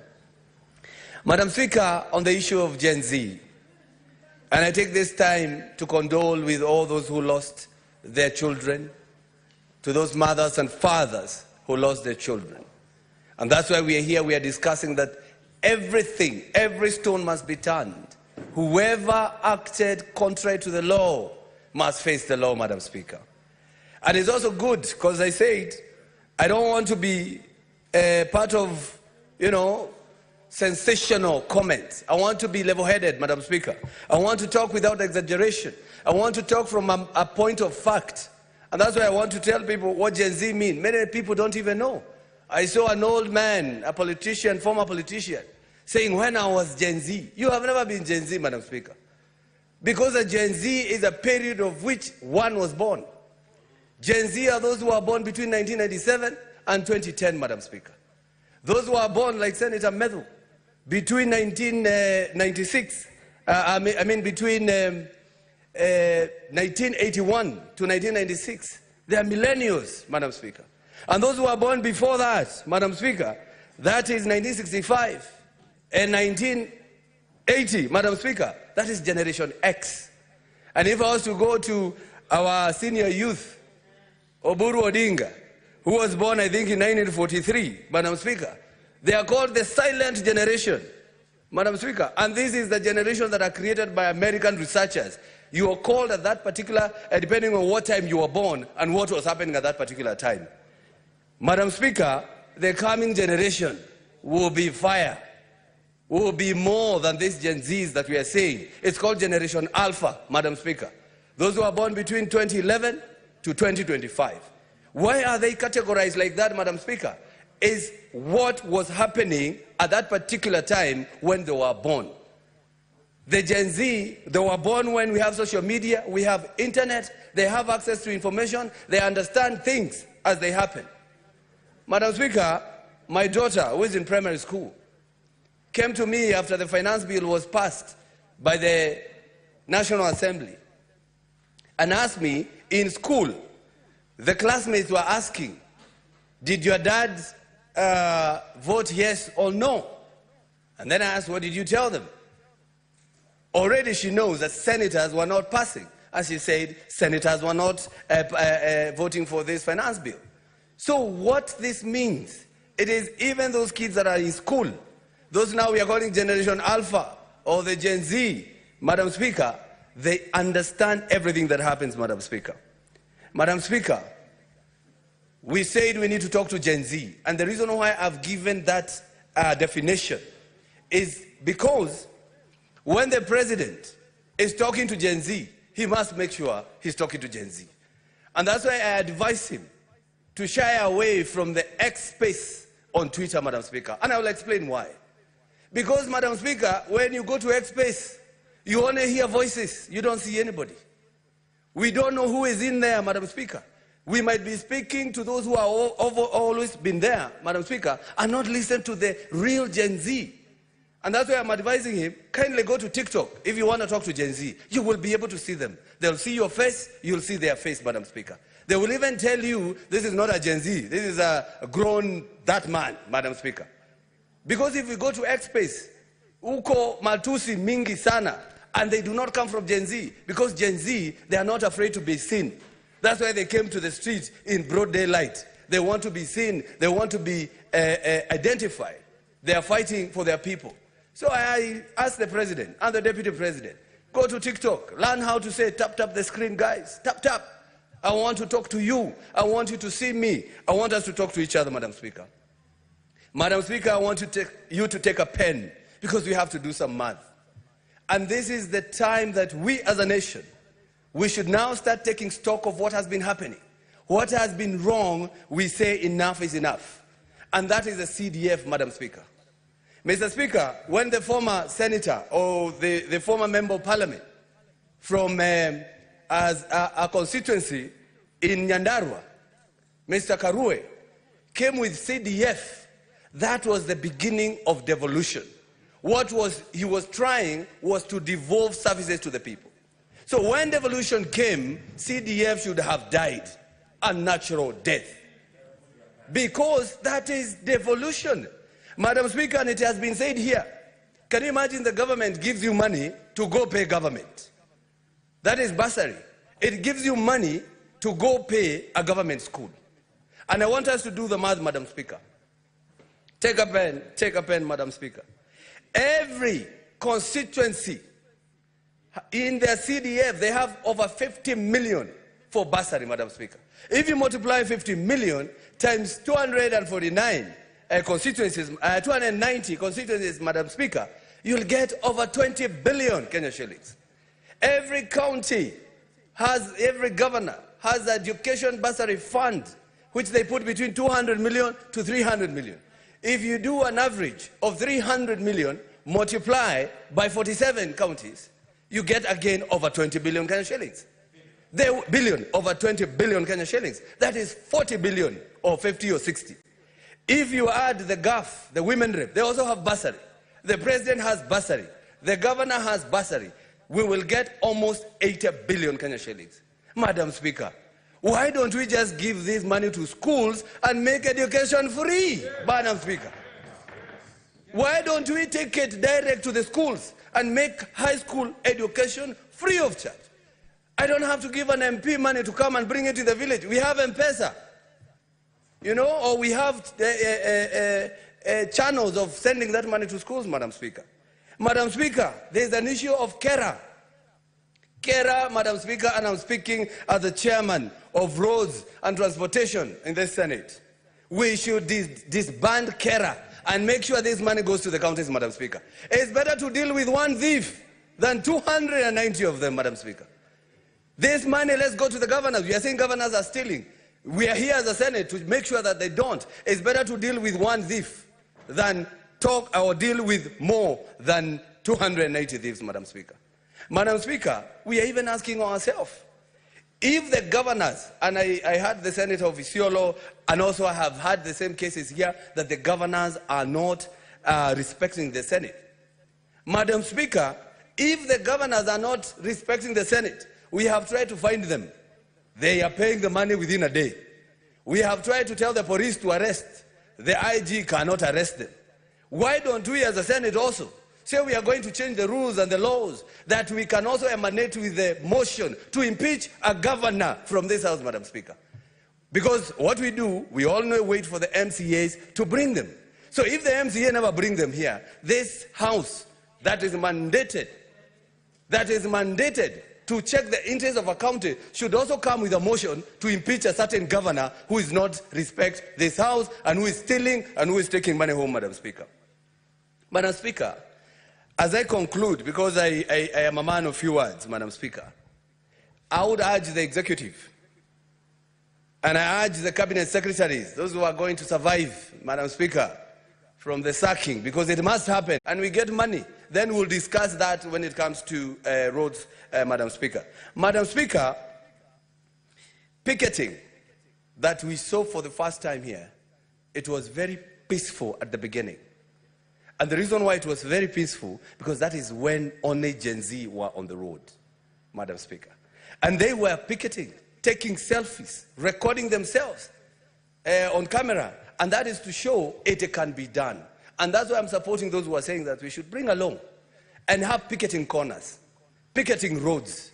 We should even have a picketing authority, Madam Speaker, that receives every petition. When somebody comes, they come where picketing corner, there is an office, there is some people there, you receive it and you follow it through, Madam Speaker. Because what happens when it comes to this place, Madam Speaker, sometimes people do not even know. Because we do things in very quiet. And that's why people are worried. They were saying senators have just become clever overnight. No, we have been like this.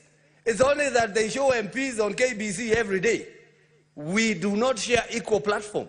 And that's why we should also say, anybody who is speaking here, Madam Speaker, if National Assembly is given 20 minutes, we should get 20 minutes on the KBC, which is the national broadcaster, Madam Speaker. Otherwise, they just show the National Assembly, they don't show what we do here. People have to go to YouTube, Madam Speaker. Madam Speaker,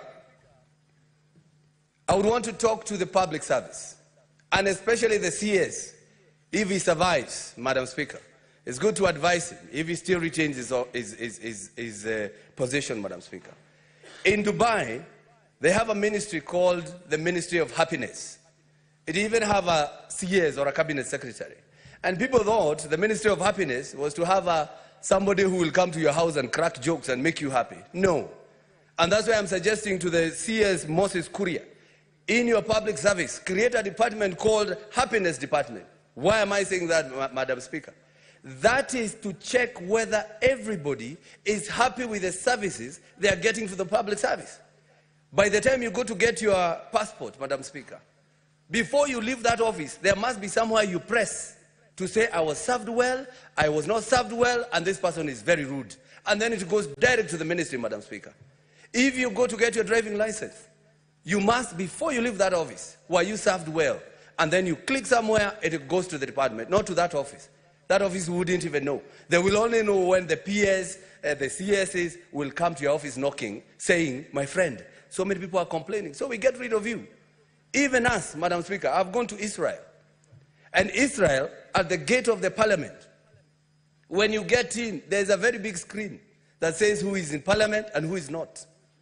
So when you get in there, you'll be able to know whether the person who you sent to parliament to represent you is in or not, Madam Speaker.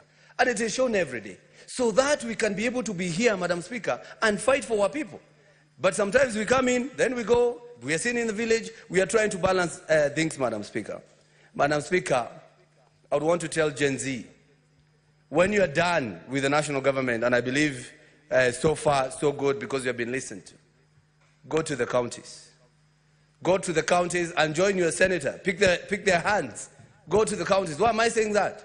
Because the governors there, they are using the public money that were deducted from you through the previous finance bill. That money was taken and given to your county. Kiambu has been given 15 billion within this financial year. But what the governors are doing in those counties, they are giving your mothers and your fathers handouts. I'm talking to Gen Z. They are giving your mother sweet potato vines to go plant, handouts, 2 chicken here, handout, a fish there, handout, so that your fathers and mothers can think these governors are working, and they do not look at it when these governors are eating into Gen Z's future, Madam Speaker. So that's why I'm saying we should also join hands and ask for accountability. Ask for accountabilities at the county level, Madam Speaker. Madam Speaker, the issue of employment, and that will be my last point, Madam Speaker. We do have National Employment Authority. We should enhance its mandate.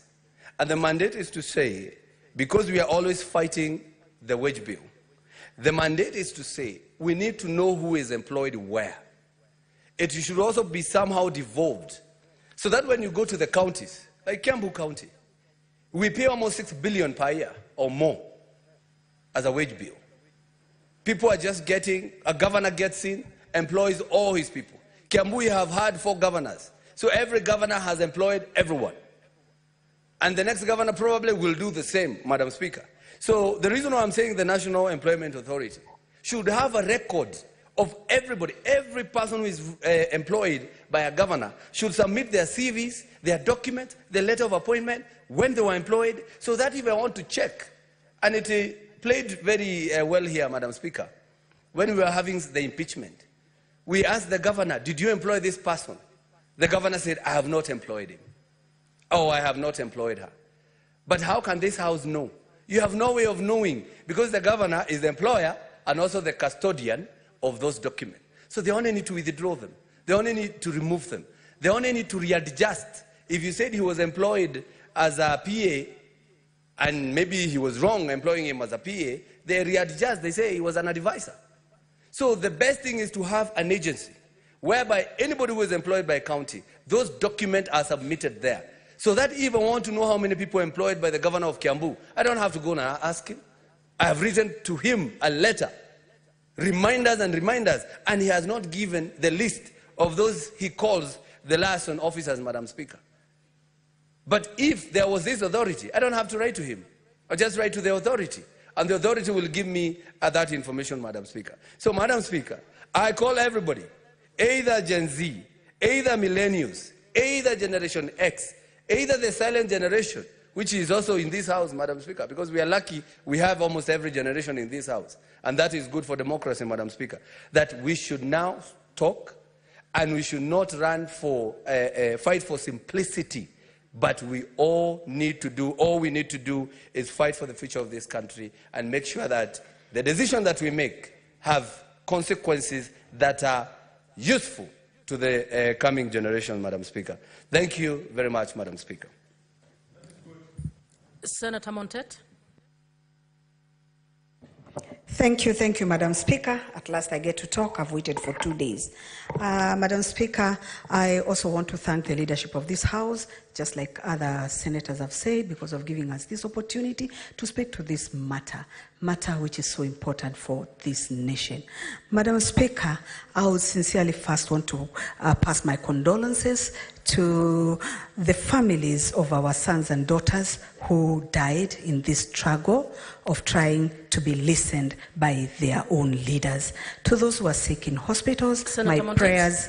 Senator Montet, just sit down for a second. Let's hold on her time.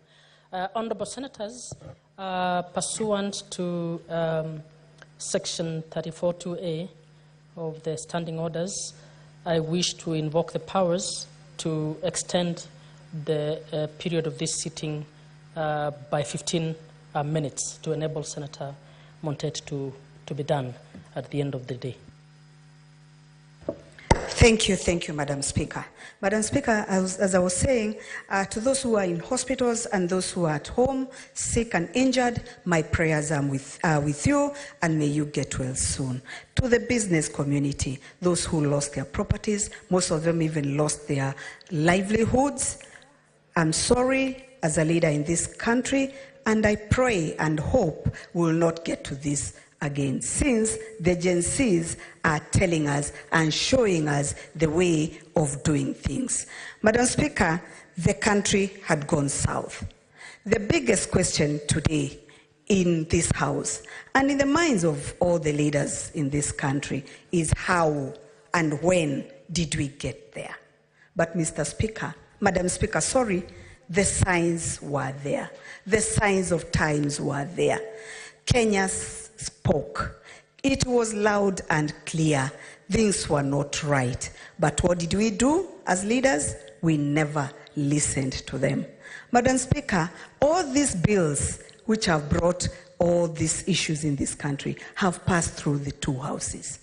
Madam Speaker, as usual, we never got time to listen to our people. We never took time also to look at these bills and reflect how will they affect our own people. What is it that Kenya we are looking at? What is it that we want with our nation? And Madam Speaker, that is how we have come to be where we are today. It is sad indeed. Gen Zs, you've done well. Indeed, we should congratulate you. You've done what we've never been able to do for a long time or since independence. You have come out clear and loud that things cannot be the same. Things have to change. Madam Speaker, things have started going bad about 2 years ago, and Kenyans spoke. When first sugar was imported, poisonous sugar was imported in this country, Madam Speaker, Kenyans spoke. It was so sad that later the same sugar was sold to poor Kenyans and it was consumed, and to date, the importers of that sugar, and Madam Speaker, sadly, they are leaders in this country. They are people working for this country. They are people who are supposed to be they are not supposed to be they are servants of the people. They are not supposed to be the people who are finishing their own people. They've never been brought to book. As my other senators said, Madam Speaker, the issue of edible oil, it has been a big issue.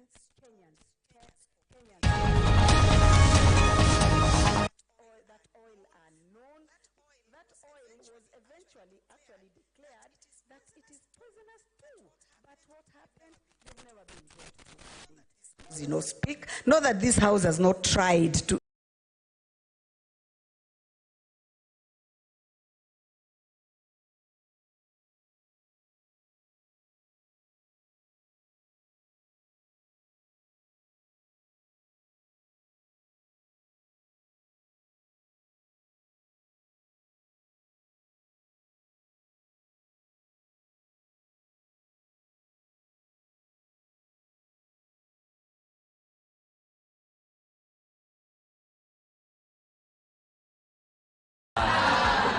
Mwalimu ni nyota ya ng'aa, kofia twakuvulia. Yesu nipende,